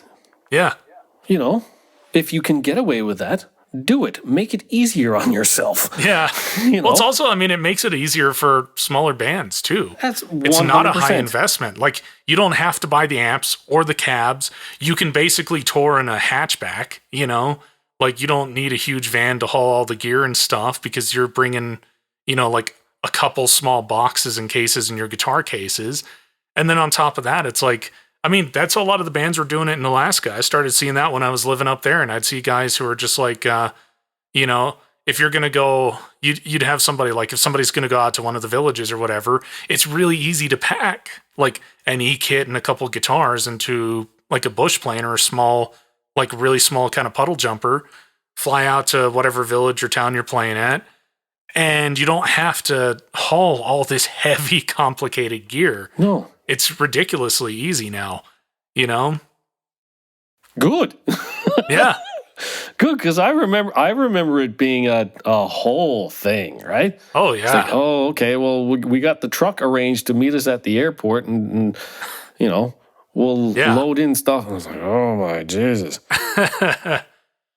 Man, even, just the underground bands, like just in the days when, again, everyone had to have an amp. It's like all these kids are paying all this money for these like Mesas or, even the Cranks. Those were expensive back in the day. They were. Guys playing one of those things, he's still dropping like $2-3 on that whole half stack. And club bands don't have money to be dropping $3 per guitarist just for the amps and stuff. But these days, no, you can grab Tonex or Neural DSP and stuff. Like, as long as somebody has a laptop, you're in pretty good shape. I know Ole England does that, Like, he'll do his shows just off a laptop, and he has like a foot switch to control things. He has like an automation foot switch, I think, and he has like most of his rig is just on a pedal board. It's nuts, It's crazy what you can do these days. I love it. Yeah, and we call that nuts now and revolutionary and all that stuff. Guess what? In 10 years' time, oh yeah, they're going to be looking at us going, "Wow, those, you guys were really, you guys were flying by the seat of your pants." But that's common now. Look at all these old people running their stuff off a computer. But see, the current crowd are walking, so the future crowd can run. Absolutely. Well, so one of the things you and I had talked in the messages about the potential of you guys playing shows, since I imagine that there's a lot of a lot of moving parts. You both live pretty far, 1,551 away from each other. Yeah. You guys, you got a little slightly distance. different now because he's not in Boston proper. He's Is he further the away? geography is off. Yeah, right. Dang it, we have to change the band's name. Oh, hell no. No. Oh, that's so much work. It'd be funny as hell, though. What happened here? It's just a different number. Why is it a different number? We moved. Yeah, my house is like 2 kilometers further from where it used to be, so we had to mess with it. But it was, slightly at an angle, so it's really like 1.5 away from where. So now we're actually 51, 52.5. Yeah.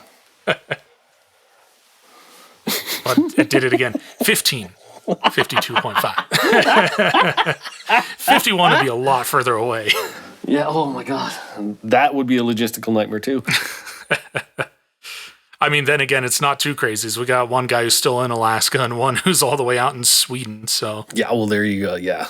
Yeah. You're pushing that with those kind of numbers, with those locations. You guys are pushing that.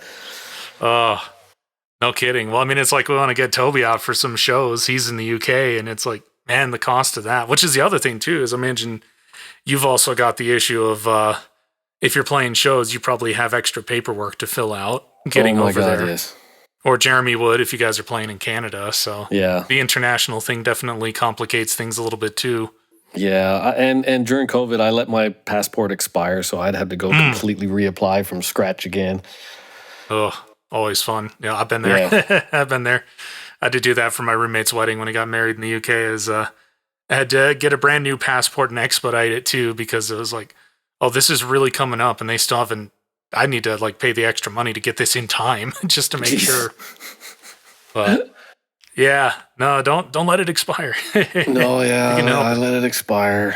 I was like, well, I'm not going anywhere anytime soon. So, and next time we get, I go get my passport, I'm going to get, my wife is going to get her passport, and we're going to get a passport for the little fella. And, yeah, it's with the express intent of going on an international trip somewhere. But the likelihood of that happening anytime soon is relatively infinitesimal. Well, you're close enough to Greenland. You can make that happen. Yeah, I could go to Iceland too. Iceland's cool. Iceland's actually real cool. Slightly warmer. Yeah, I can see that.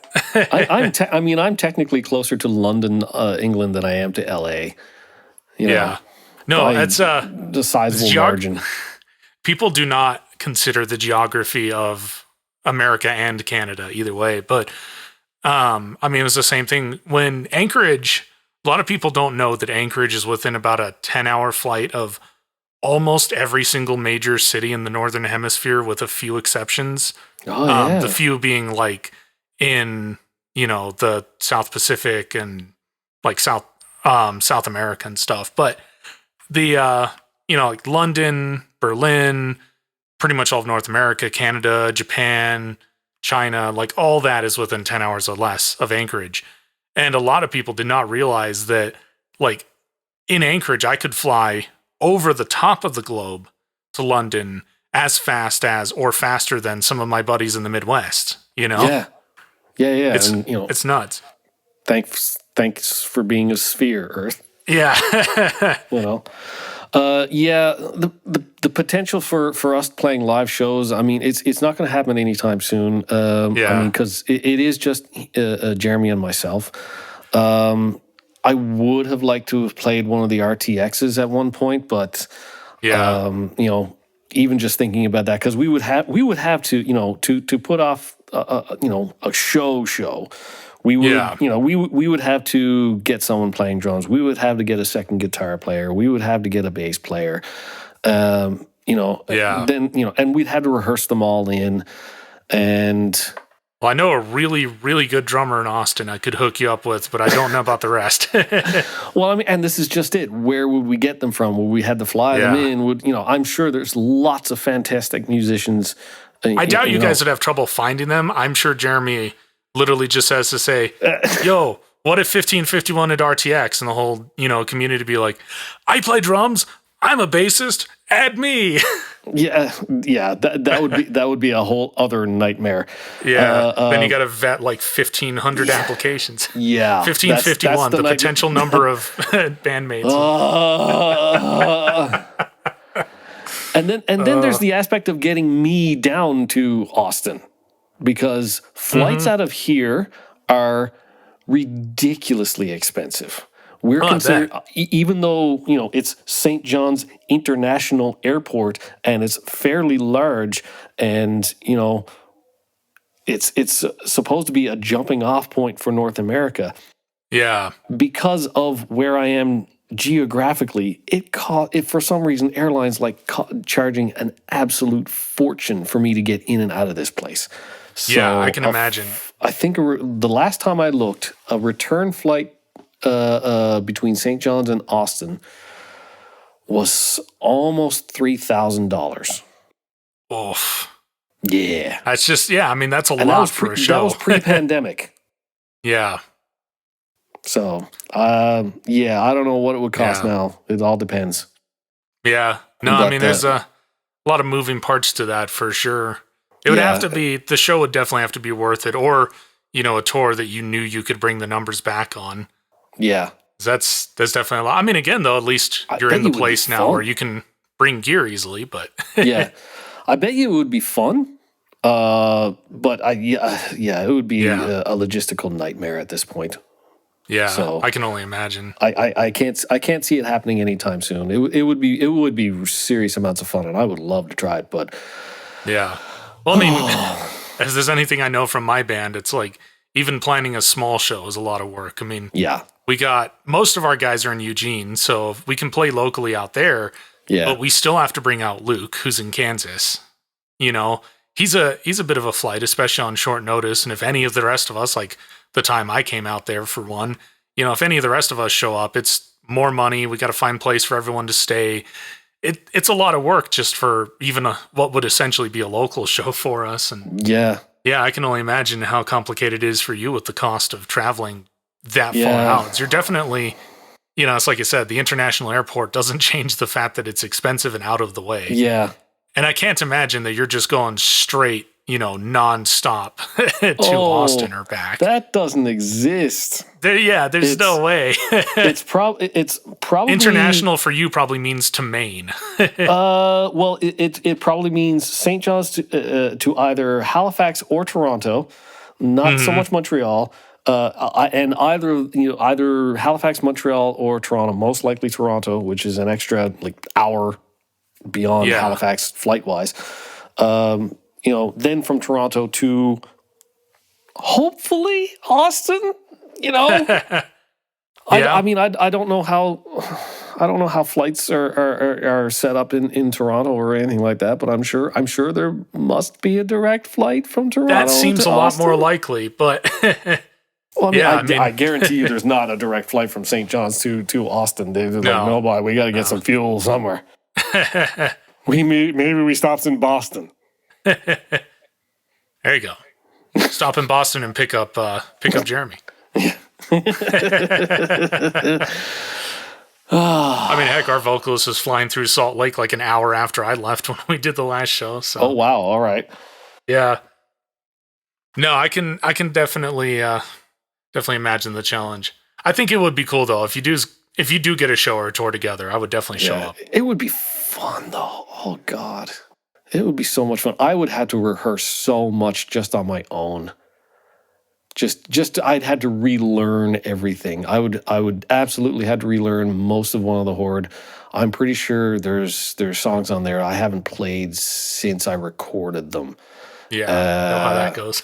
Yeah, and I'm pretty sure same with From the Brink. I would have to relearn how to play that. Hell, I'm pretty sure I'd have to relearn how to play Tower of Pimps at this point because that's been out there a while, and I'm pretty sure we'd get requests for it. I mean, especially if you're doing like RTX, that is the audience for that song, especially. Like if you're doing your own tours, you probably still, but I mean, RTX, it's pretty much guaranteed. Yeah, I'm pretty sure I could pull off Good at Being Bad pretty quickly. There you go. Because that's something I think. Yeah, I think I could relearn that one pretty quickly. Yeah, I'd imagine just make up a set list for whatever you'd be playing and just sit there and go through it like 100 times. Oh, it had to be more than that. Play it about 1,551 times at least. Yeah, and I had to buy a new guitar strap. I broke my guitar strap a couple days ago. I'm not happy about that. Yeah, sorry. It was only a little cheapy. It was only a little cheapy thing, and it was like one of the plastic, brackets that holds the adjusting strap part of it on it. And I picked up because. So what you're saying is you're not going to do the thing where you sling it over your shoulder and back around. Not with that. I'll do it with a different one, but I ain't going to do it with that. You got to save up for a guitar strap that you can sling it around. Then you'll be ready to go on tour. And I can't complain because I was gifted the guitar strap. So there you go. Whatever. It served its purpose. It has served its purpose. I mean, it's not like I'm doing a whole pile of standing and playing. It's again, I'm primarily a recording person, whether I'm twiddling the knobs or playing, whatever. So I'm not terribly upset. It's just like, okay, I got to get a new strap because it does help with stability every once in a while. Yeah. Yeah, absolutely. If you guys could tour with anybody, who would it be though? Oh, Metallica. I would go on I'd go on the 72 Seasons tour in a heartbeat if they called me up for some reason and said, "Hey, we've heard your stuff. We think you'd be a great fit. What do you say?" It seems like a fair answer. Awesome. That would be intimidating as hell. I mean, if you said if anyone, you said anyone. Oh no, yep. No, that 100%. That's exactly what I meant. If anyone, there's no rules. You choose the big name for sure. Oh yeah, whoever you want to be there. But yeah, I would jump on that because it would be a fairly relaxed. Well, I mean, it would only because they're doing a bunch of weekend dates and 2 offs and stuff like that, and not playing the same set list each night. So it'd be a lot of downtime in between, and it wouldn't be so hectic and stuff like that. And it's a different opening band every night or something like that. So of the 2 nights, you'd only be playing one and. Yeah, that's a sweet gig, boy. Yeah. That would be hilarious. You'd be able to pay for it. There's no way you're not making money touring with one of the biggest bands who's ever lived. Absolutely. No, that'd be sick. I think I got a lot of friends who have that answer, but I think there's a small part of me, but the imposter syndrome would be cranked up to 11. Oh yeah, that'd be louder than the amps. Yeah. Imposter syndrome way louder than the PA. For me anyway. Sitting there trying to figure out how to mime to the front of house that you need them to turn down the imposter syndrome in your monitor. It's like, okay, yeah, you got an imposter notch on that EQ on your board there, your fancy digital board out there? Perfect. Take that all the way down. Just turn it off if you can. You got to mute for that. Yeah, see our imposter syndrome channel there? Yeah, mute that. That never let that up. Oh, that would be sick. Metallica would be. Though. Oh yeah, Metallica would be. That's such an obvious answer. How can you not want to tour with Metallica? You can be not even a metal band and you'd still want to tour with Metallica. But yes. Oh man, I think right now, if it was not Metallica, I'd probably put Trivium up there as a high second. Though. Oh yeah. That'd be sick too. Yeah. Mastodon. Oh, that'd be cool. Alice in Chains. Oh, I'd be all over that. Man. Jerry Cantrell's out on tour now, I believe, on his second leg of his Brighton tour, I think. Is he?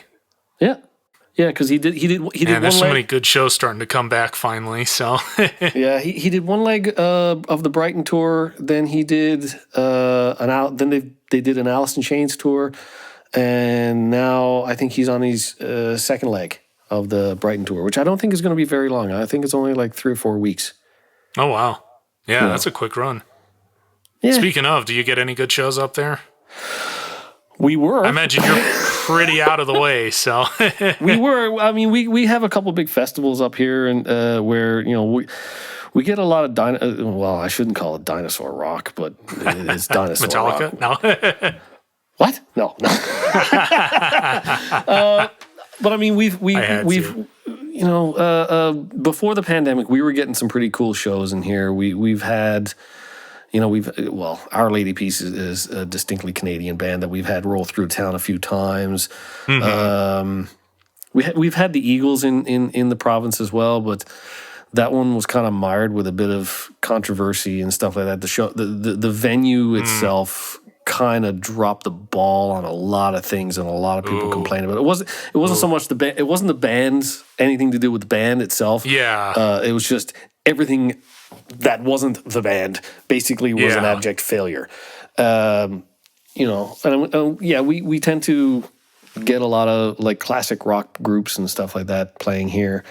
There's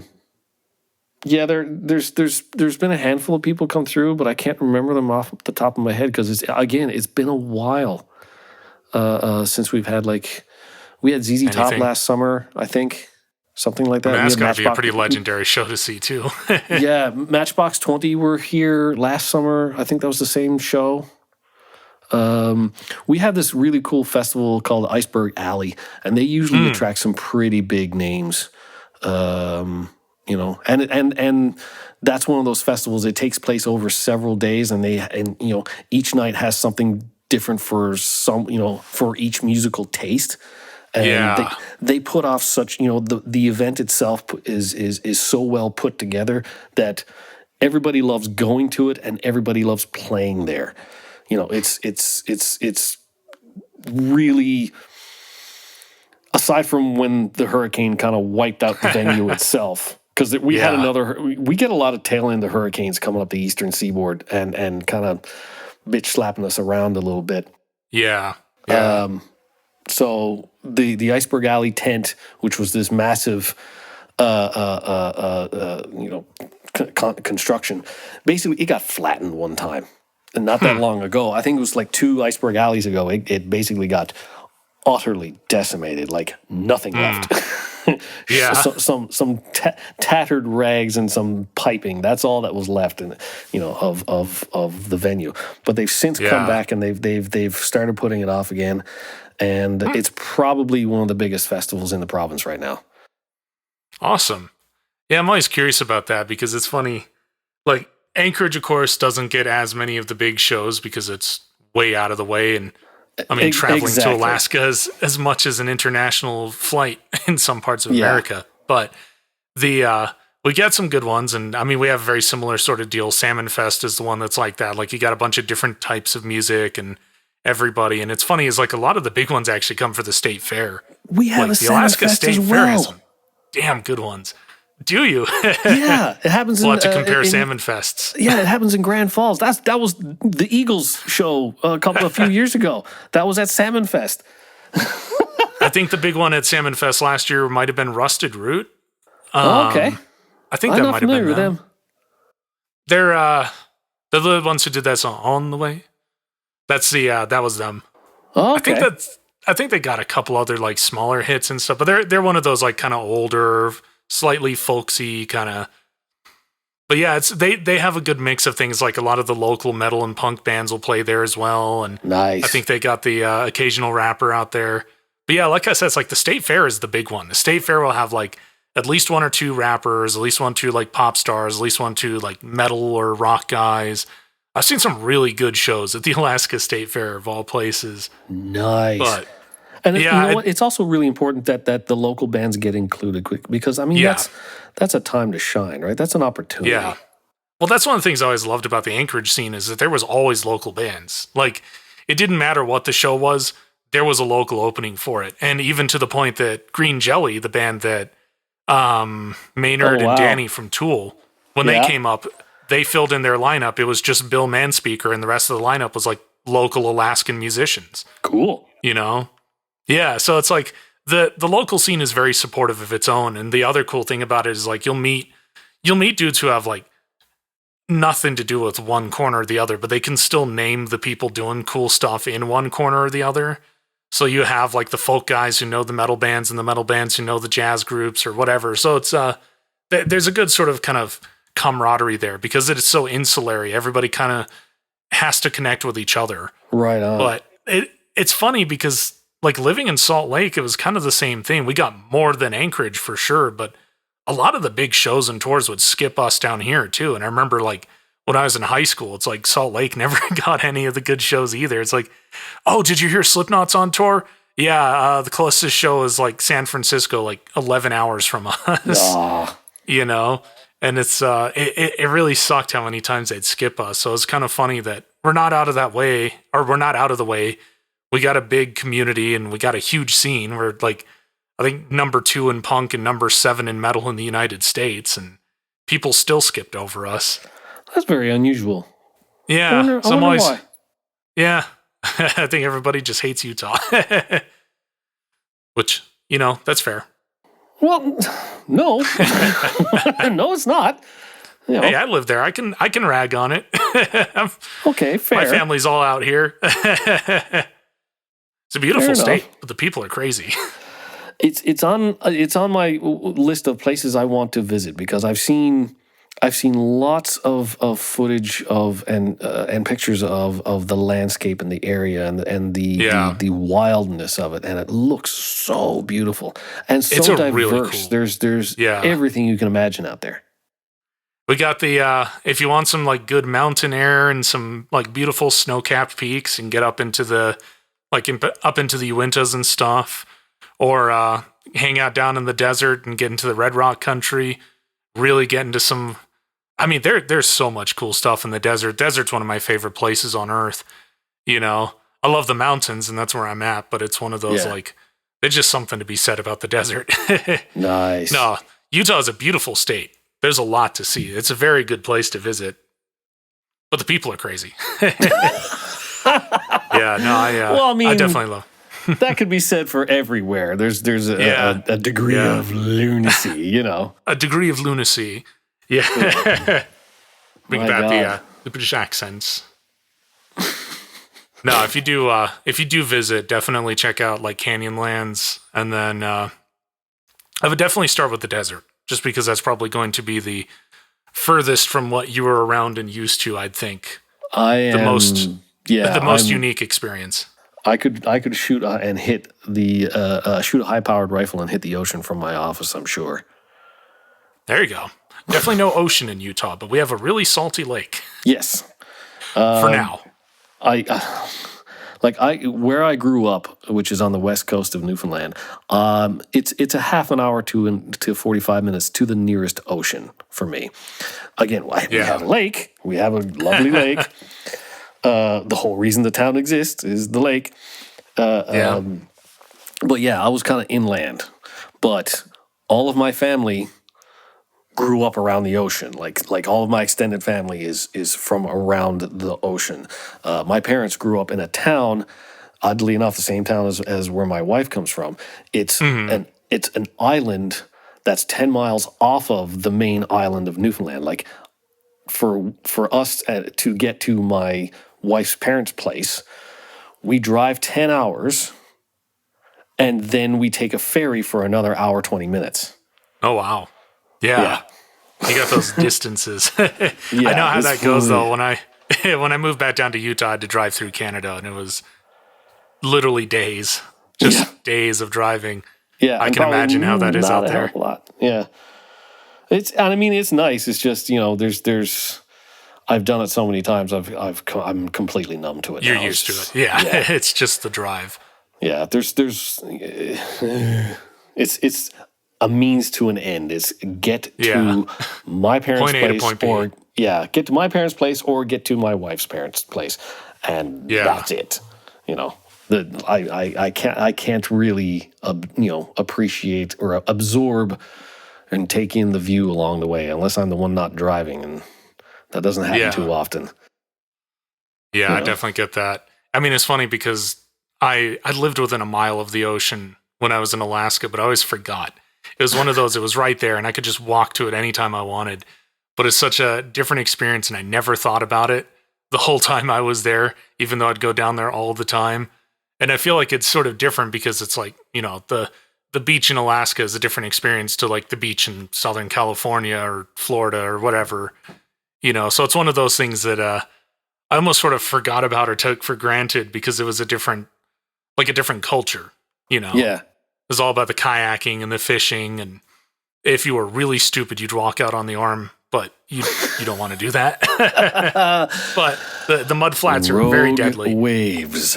Oh, it's not the rogue waves you got to worry about. It's the fact that the mud flats are made up of this like super, super, super fine, like glacial, ground up kind of, like a silt, like even finer than that. Because it's like from the glacier sliding down and it's just ground down to this like microscopic powder. But because of that, it's basically quicksand. Yeah. The whole thing is just quicksand. And people would get stuck in that during low tide. Yeah. You don't want to be out there. But you would get the total nutters who would like surf the boar tide, which was this like steady wave. When the tide came in, it was this like big wave that just sort of flowed up the arm the whole way for a couple hours or whatever it was. Wow. And you would get surfers who would ride that wave all the way down the arm for like 50 miles. And it was nuts. You know, I am not a good enough surfer for that. How do you logistically get picked up from, like, do you have someone waiting for you at the other end? Yeah. Usually they have somebody. They got somebody with a car. Come get me. Bring me back to my car. Oh, where's your car? 50 miles back that way? I'm out in Portage. Yeah. Good God. Yeah, it's completely nuts. It was really cool to see though. And then every once in a while we'd get whales out there too, which was awesome. Like, I mean, it's a beautiful place. But yeah, I mean, it's just like it didn't have the feel of like California, SoCal, ocean, beach or whatever. So a lot of people didn't really think about it like going out into the ocean. But I mean, it was right there. I lived a mile away from the Pacific Ocean for 10 years and I just sort of forgot that I basically lived on the coast. Yeah, you can't help but be reminded of the ocean around here because it drives so much of our weather. Oh, I imagine, yeah. It's just unreal. Like if we get... Well, you're up in that, when you imagine the classic 19th century sailor and the frozen waters and the old lonely lighthouse and everything, that is a part of the world you imagine when you listen, dude. When that was only 40 years ago. Around here. Well, no, actually, probably around 60 now. I keep forgetting that it's year of our Lord 2023. But I mean, we get whales and icebergs floating, just outside the Narrows here, just outside St. John's Harbor. Every spring. There was a few years ago we had so many icebergs that they actually clobbered up and grounded themselves in one of the adjacent harbors in Kitty Vidi Gut. And like this monster, like unless you were in a small outboard motored boat that was only like 14 feet long, you were not getting around this thing. And some daft fools went out climbing on it. I'm like... Idiots. If that thing turns over, your asses are dead. You're done. No saving you. Nobody's going to dive in after you because we're not dumb. I got so used to the glaciers out where I was at. It's funny because if you remember the ice bucket challenge when that was a thing. Oh, yeah. A lot of us were doing that in like Glacier Creek and stuff like that. But it was funny because the state fair, the Alaska State Fair, was still around the time that was really popular.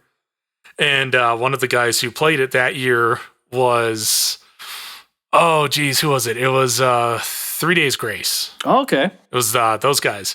And they did their ice bucket challenge there, but they hired like whoever was giving them the tours of the state. Because every time a big band comes up, the promoters will always give them like the whole experience and they'll fly out to the glacier and you get to go riding on a dog sled and go kayaking or see the whale or whatever, just typical Alaska experiences. But they flew them up to one of the glaciers and they did theirs out of one of the like little glacier, like the little kind of runoffs, creeks or whatever that's up on the top of the glacier they were on. And it's just, I'm picturing that now because there's so many people who do all the like, thankfully not iceberg climbing because they knew that was stupid. But I mean, let's be real, the glaciers are just as dangerous. And there are definitely people who get lost out there or just end up falling into one of the big crevasses or something. Yeah, I mean that's crack opens up. That's it. Yeah. Goodbye. Yeah. God knows how deep it goes. You do not want that. It's not a good deal. It's not a good situation. At all. But I do miss living under the glaciers. Yeah. Well, they're beautiful from the valley. Yeah, I'll bet. So you guys working on new stuff? I know you've teased something on Twitter, by the way. We got really sidetracked, which is awesome. But yeah, we are going working back to on that something. for a second. We are working on something. Unfortunately, I can't really talk about what it is and who gotta it's tease us. working with. But some cool stuff happened over the Christmas break, and an opportunity has presented itself. And I took that opportunity to Jeremy, and he's like, "Oh yeah, cool, let's do it." So I've Nice. managed to. I've got my bits done for it and sent off, and just waiting on Jeremy's vocals now, which I know he's been picking away at. I don't know if he's got them all done yet. So I'm hoping, fingers crossed, any day now that can, I'll see that pop into my email and say, hey, there's tracks up on Dropbox, go get them, which is usually how that gets stuff like that gets sent. And it's an easy way. I mean, it's definitely just a good way to go. Yeah. Love Dropbox. And this is technically not our first collaboration, because our first collaboration is obviously with Chef Mike, but this is our first collaboration with somebody that's not Chef Mike. Somebody that's not Chef Mike. He, they kind of have a pretty huge following all on their own, and are known for, and very, very known for what they do. And I still want to play it, but I can't. And I'm excited. I'm really happy with how it's coming out, and quite proud of the work that I've got done on it so far. From literally everything from the tones that I ended up with, because I slightly changed the tone of the guitars for this. I changed the tone of the bass. I'm using a different bass emulator for this now. Nice, nice. What are you using now? It's the one that's in Luna, Universal Audio. Awesome. Yeah, that one sounds. I don't think it's I've not that it ever sounds heard better. that It sounds more appropriate for this. Right. So, It's just the right type, the right style. So using that one for the first time, and I really like how it's sort of glued itself in. It turned out really super well. This is only the second track that I've recorded where 90% of the guitars are on, the new guitar that I picked up last year, which was a 2020 inspired by Gibson Epiphone Les Paul. Nice. The first one being the Pokemon cover that we just put out not that long ago. That was the first thing I had tracked with that guitar. Once I finally got it set up the way I wanted, and everything sounding that how one I also wanted sounds with it. really sick. Oh, thanks, man. We'll link Thanks. that in the description too. So. Thank you so much. That'd be great. I can't wait for everybody to hear it. That was a whole process on its own. I bet. Yeah. So, with that one, I started doing it because Jeremy had hit his sub goals on his Twitch stream that he wanted. So it was like, okay, cool. The sub goal was we hit so many. 1551 does a cover of the Pokemon theme song. All right, cool. And he checked with me. He was like, hey, would you be cool with this? Well, yeah, of course. How could that not be fun? And then I started working on it and came to realize this is coming together way too easily. And then I thought about it. I was like, hold on. And I went and I listened to a few like versions that other people had done on YouTube. And was like, oh, well, that's why. That's what everyone else has done. And they've done lovely jobs of it too. They're wonderful. Jonathan Young has a version that's really kick-ass. Yeah. Frogleaf Studios got a really good version done, and I mean there's a dozen other people who have versions done. I was thinking, okay, I don't want to do that. That's too close to what everyone else is doing. I don't want to do kind that. of put your own voice in it. I want to make this distinct from everything else that's there. And I mucked around with it for a little bit, and I turned it into kind of a dirgy type thing. It's not upbeat. It's dark. But it feels sort of epic for that too, I think. It's kind of my read of it, Yeah, I'm glad that everybody's sort of connected with that and feels that way. I wanted it to be dark, kind of lonely sounding, You know, because from what I remember of the show, it's a little bit of a lonely journey.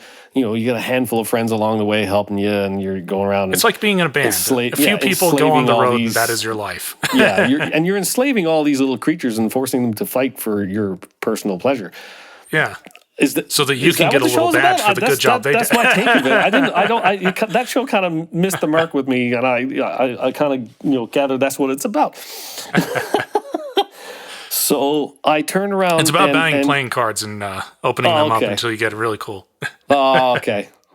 Well, I cocked up then. I missed the point entirely. So I did I had this part in my mind, and I sent it off to Jeremy. He sent it back. He was like, "Okay, that was not what I was expecting, but I really like it. Let's go. Let's do this." And then I did a full version, with that in mind, and which was the original key of, the exact same key as what the original song was. And as fun as that was to do, it was just outside of Jeremy's vocal range.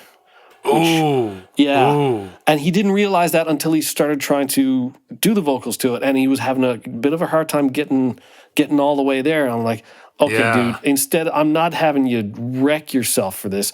I'm just going to, I'm going to adapt. I'm going to change, I'm going to bring it down a few for you.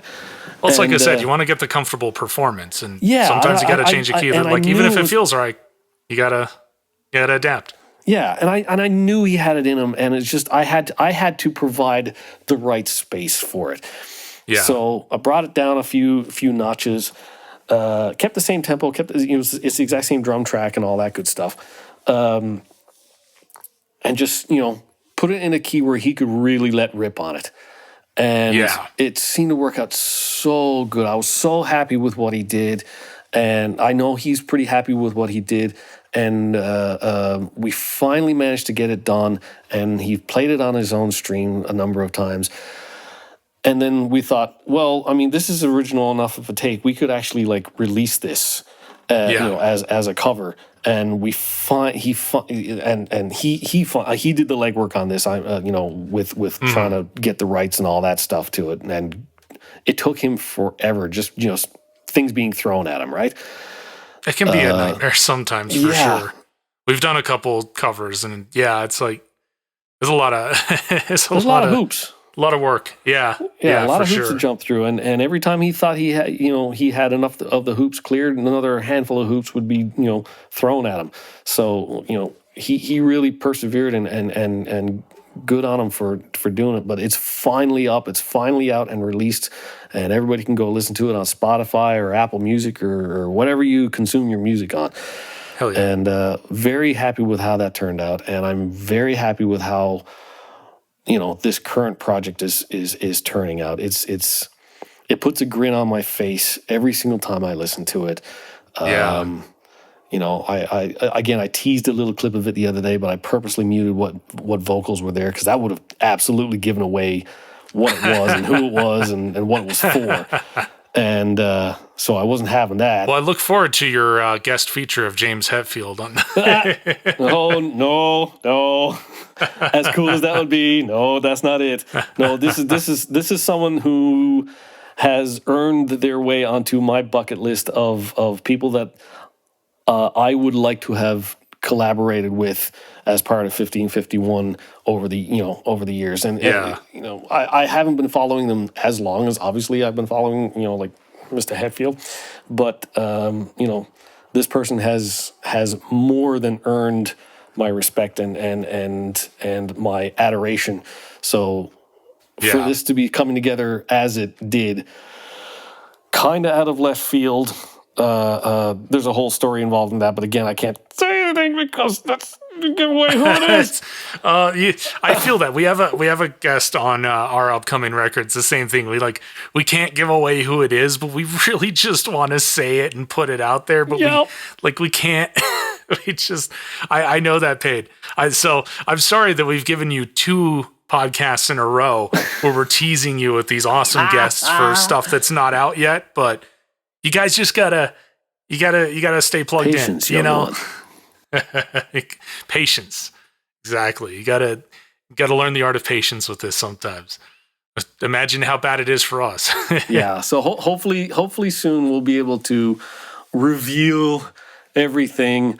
I'm not entirely. It will be revealed on their channel, not ours, because it's just that's how it's kind of come about. But Makes when sense. it does, I can't wait to talk about it. I can't wait. I can't wait to hear it. You definitely are going to have to keep us all posted on that. Oh yes. Yeah. And I'm sure that you and Jeremy will be sharing it on your Twitter and stuff too. 100%. I will make accounts on social platforms that have like 5 people on them just to talk about this. Just so people know. Yeah. Just to shout it from the rooftops. Yep. That's going to be awesome. Do you guys, so when you do write, do you sit down and say like, hey, I kind of want to do a record. Should we put something together? Or do you just kind of look at your songs and go, we got like 10 of these. You think we should maybe iron this out and actually finish a record? Well, what happened with the first one was we ended up just doing a bunch of singles first, and it was like, well, we got half an album done. You want to do the other half and actually put one out? All right, cool. Mm-hmm. And we were no more than had the first album out, and a week later we started writing Good at Being Bad. And nice. That we kind of picked away at that over the summer, and then that got released in the fall as part of the AH musical thing, which was that was fun. How much of that did you work on, by the way? Oh, the AH musical? Yeah, just Good at Being Bad. Everything JT Music did the rest of that. Nice. Yeah, I didn't know how much of that had been divided up, but that was a fun watch. That was like. That was commitment to. I remember when they were talking about this. That was Extra Life stretch goal, if I remember right. They're like, if we hit the stretch goal, then we'll do the AH musical. And I remember it went quiet for a while, and then we got because there's a lot of work went into it. Yeah, no, exactly. This is a huge undertaking. Like, listen, if you guys understand anything, it already can take like 2 years for a band to write an album. But if you add in the fact that you have this whole like production content community that has to film videos and like dedicate time for each of these guys who are already really busy to create this whole like visual like the visual thing with the music, that's a whole different monster. Oh yeah. It's amazing you guys got it out as fast as you did. Sure, even the Achievement Hunter rap battle, that took months. Oh man, I can only imagine what a nightmare that must have been to put together. Can we do this thing where we have, everybody has a verse and, we kind of make everything sound a little bit different? If you can get Gavin to be in the... No. Yeah, it was basically, so what about Gavin? We're going to convince him? I think I actually remember them joking about that for ages. I think that was we got to get Gavin's rap. We got to get Gavin's rap. The music was all written. It was just, is he? Okay. And apparently he loved what he had heard. So I was very, very relieved about that he, as far as I know, each of them really dug the tracks that All right, and we are back. So yeah, it dropped out there while we were talking about it. You were saying that Gavin apparently had liked the parts he got. So yeah, apparently they all kind of enjoyed the parts that that I had written for them, with like in musically, like the musical mood that had been created apparently. So I was very happy to hear that, because I kind of wanted to. Writing for other people definitely is a whole monster, and if you're getting good feedback, that's got to be a great feeling. Oh yeah, especially if it's people you've been like a fan of, and 100%. Known in a fan community in some capacity. That's got to be very rewarding. Oh yeah, 100%. I've I mean, especially in that era, I was very, very, very closely following Achievement Hunter and stuff like that. So for them, I wanted to give each person their own spin on their music. So their own kind of feel, their own voice. Yeah, and I mean, it took a while, but it was worth it in my mind. And I actually, ended up redoing a whole bunch of stuff just to really zone it in, because I'd do something, listen to it, I was like, no. Yeah. No, that's not going to work. Then then rework it again. You want to make sure it's something you're happy with and Yeah. are proud to put your name on for these guys as well. Yeah. So I mean, it's funny too. Is like you talk. I mean, there is a level of what am I thinking? There is a level of that's really kind of fun and interesting to think about too. That the kind of the celebrity, like I said, like for you, it's got to be very rewarding, especially as a fan, but also just kind of knowing like in your line of work, you just got to kind of treat it like it's somebody you're working with. Yeah, just exactly. You got to be focused on their voice and what's going to represent them well, instead of being focused on the fact that like Gavin Free and Slow Mo guys are a household name and everybody knows who they are, and you're writing music for a dude that's on like billboards all over London or whatever. You got to sit down and just focus on, you got a client, you got a project to work on, and it's all about just giving them their voice. Yeah, here's your mission. Exactly. Yeah, absolutely. But I got to imagine that's very rewarding being able to work on that and get that kind of feedback. And the other question I was going to ask. Yeah, go ahead. Go ahead. No, you go ahead.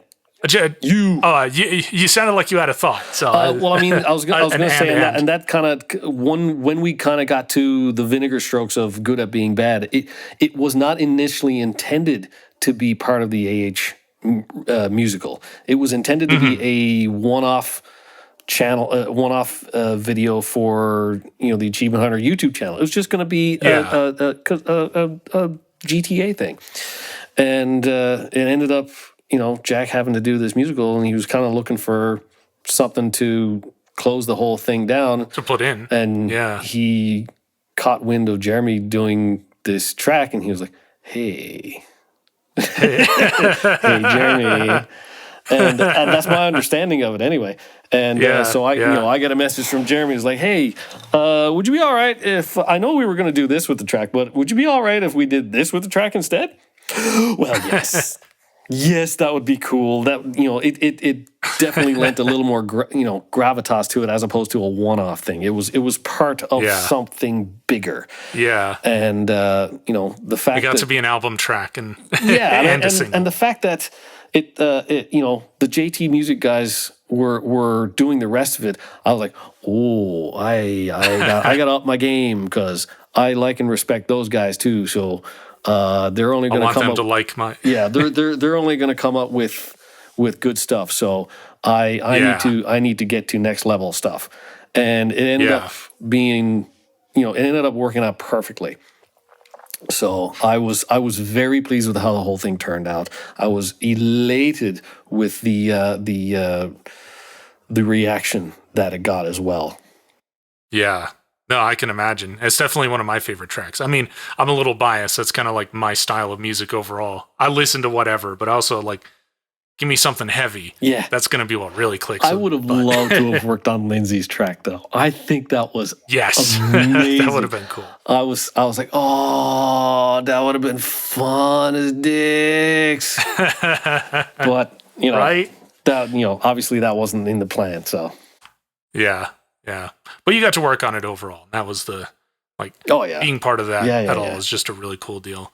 Yeah, I was going to say, going back to the drums, you were saying as you programmed the drums, and you're saying you like to program for, thinking about it as a drummer, which is really important because that was, my old roommate used to be really guilty of that, where he'd have a downbeat that had, a kick, a snare, and 3 cymbals. So it'd be like, my dude, this is for a drummer with 1 foot and 4 arms. Yeah, was Prince Goro? Is that the fella on Mortal Kombat? Goro? The dude with 4 arms? I don't know. Probably. I'm so bad with my, any kind of pop culture reference, even the underground stuff. But, I would get that from him all the time. Like, man, you gotta think like a drummer. You gotta think about how many hands and feet you have and stuff. So I love that, it's being programmed by somebody sitting there playing it in their head, making sure that they actually make a playable part. Yeah, for sure. Yeah. Otherwise, you'd have to bring 2 drummers on when you got that. Well, not only that, but it's gotta be believable. If you're trying to pass it off as a live band experience. Yeah. But you don't have the opportunity to play it or record it as a live band experience, well, then you have to really, really focus on making it sound like there's a human actually playing the track. So it's not only playing, air drumming it out to make sure that all this is physically doable, but not having you want to catch the vibe. Yeah, also not having every beat have the same weight. Like there's got to be subtleties thrown in here and there.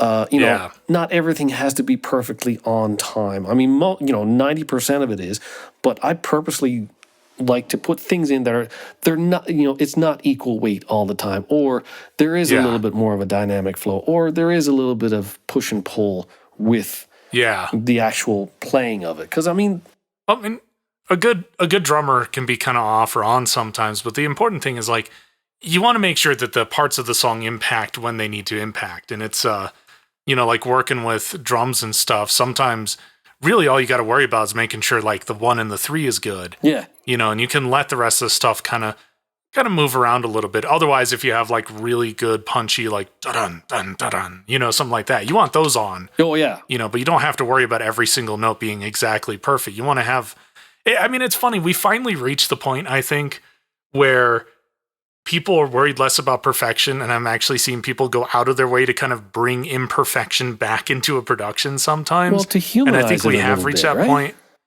Yeah, or to humanize it, or even sometimes just to bring back like quirks of something like saturation and stuff. Like distortion technically is not a good thing. You want it to be clean, but then you realize that like, no, I'm putting a little distortion on the snare drum or something. That actually sounds really cool. Yeah. That actually sounds good. Maybe we want that. Maybe, like the tape distortion sound is kind of popular in some cases. You see people doing that, or saturating a master if it's feeling a little too dry or whatever. Yeah, especially if the song calls for it. If the mood of the song calls for it, absolutely pull the trigger on that kind of stuff.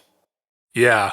But I think we are starting to see where people are kind of like leaning back into giving it a little bit of interest, like not trying to make it absolutely perfect all the way across. Sometimes you want that kind of, that little something that gives it a little character and a little bit of its own kind of feeling, even if it's technically imperfect. Yeah, it's reintroducing a bit of an organic element to it. Yeah, exactly. Which is why I don't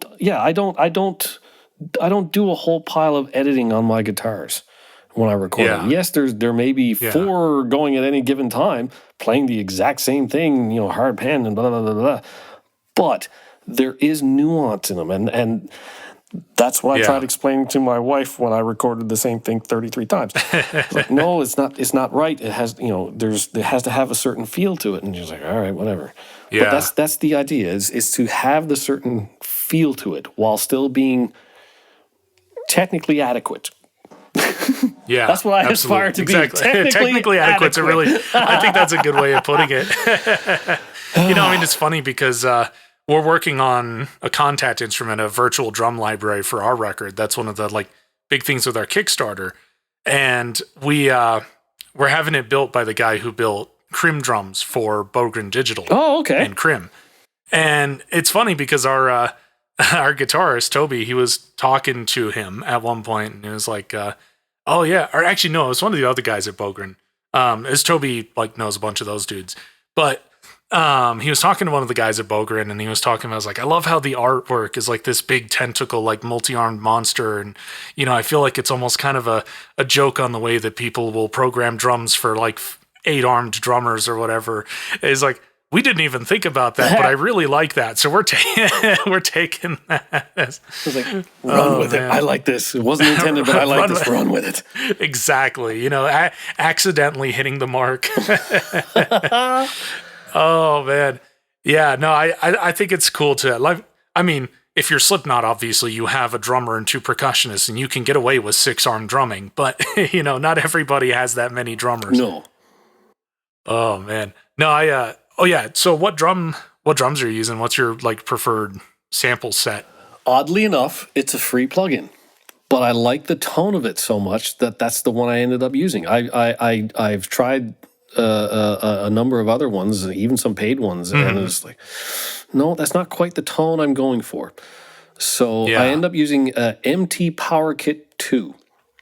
There you go. That's the primary sound. Now I do bolster the sound a little bit of it with other samples here and there. Sort of layer in. Yeah, layer in like say a bottom mic on a snare drum or something like that. Samples that either I have from a library here or there, or even in Logic. Logic actually does a really good job of doing drum sounds in terms of like being able to maintain that subtle dynamic, nuance. Logic samplers are pretty shockingly in depth. Yeah. Engine. I've built libraries for it in the past, and you can do a surprising amount with it. Yeah. It's actually pretty crazy. And not only that, but and it's not only just Logic. I'll use even natively within Nuendo here. I'll use Groove Agent for different layers on different songs and stuff like that. Like the Hurts to Know drum kit is a brush kit within Groove Agent. It had the right feels, because the usual sound was too overbearing is probably the best way to describe it. It lacked intimacy, and so that's the only song that is completely different drum wise than everything else that we've done. And for me, it works so much better, and I was very pleased with how it turned out. It just suited it, much more accurately than anything else that I had on me right now. Yeah. Layering and choosing samples for the feel in the song is very, very underrated. Of course, like all the pros do it and they know that trick, but I feel like a lot of smaller guys don't realize that. Like layering samples is really cool. I'm one of those guys who loves live sound. I love the sound of a performance, so I'm definitely somebody I'll go out of my way to get a performance like a live one. I'll drag a kit and all the mics over to some place that I have to borrow or, get space in. But even then, it's like I like being able to reinforce those samples with really, really good, or reinforce those live drums with really good samples and stuff. And that's, for me, in some ways, it's like part of the reason I started getting into making samples was to be better at recording stuff live. It gave me that kind of mindset to play with and like think about it like a drummer and try to program in that way in my head too. But yeah, I always love hearing the ways that people like to approach their programming and stuff. Yeah, well, I mean, it gives it depth. It gives it a little bit of thickness. You can fool around with the pitches of stuff. You can add weight. You can take it away. You can it just opens up doors to be a little. Subtly.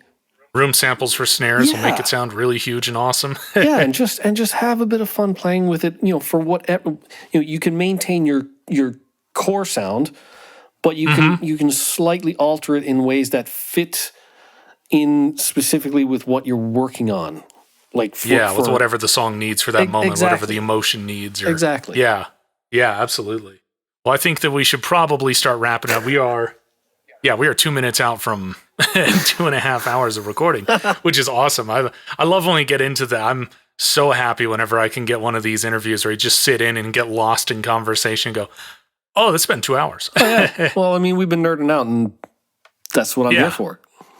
That's what it's about. Those are the connections that are always really fun in music. When you meet somebody you can nerd out with, for sure. 100%. And I think my next guest is 100%. I'm probably going to end up pushing a 4-hour podcast with my next guests. Well, I mean, I gotta go pick up my kid from after school program, so I don't think the 4 hours is going to work.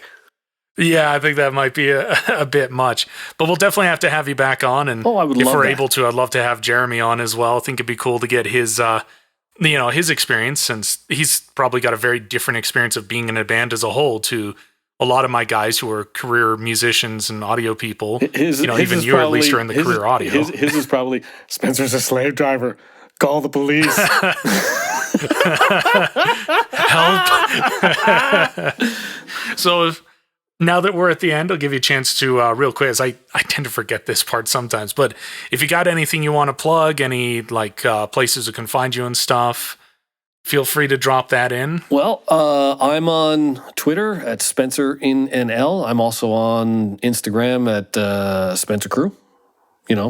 Loving those anonymous tags. that I like to use. If you want to check out the band, we're easily searchable. Just wherever you consume your music, go in, search 1551, and behold what pops up. And of course, not 5150, 1551. And if you feel like going and giving Jeremy a follow on his Twitch channel, he's Duly Noted Gaming. Absolutely. He starts every stream with playing a 1551 song picked randomly, as far as I can tell. Just whatever he's in the mood for that Pretty morning. much. It's like, you know what? This song sounds pretty good. Let's do it. Awesome. Well, thank you for coming on. And like I said, definitely going to have you back at some point because it's been a really awesome convo. Oh, thanks for having me. I've had a ball. So have I. That's what it's all about.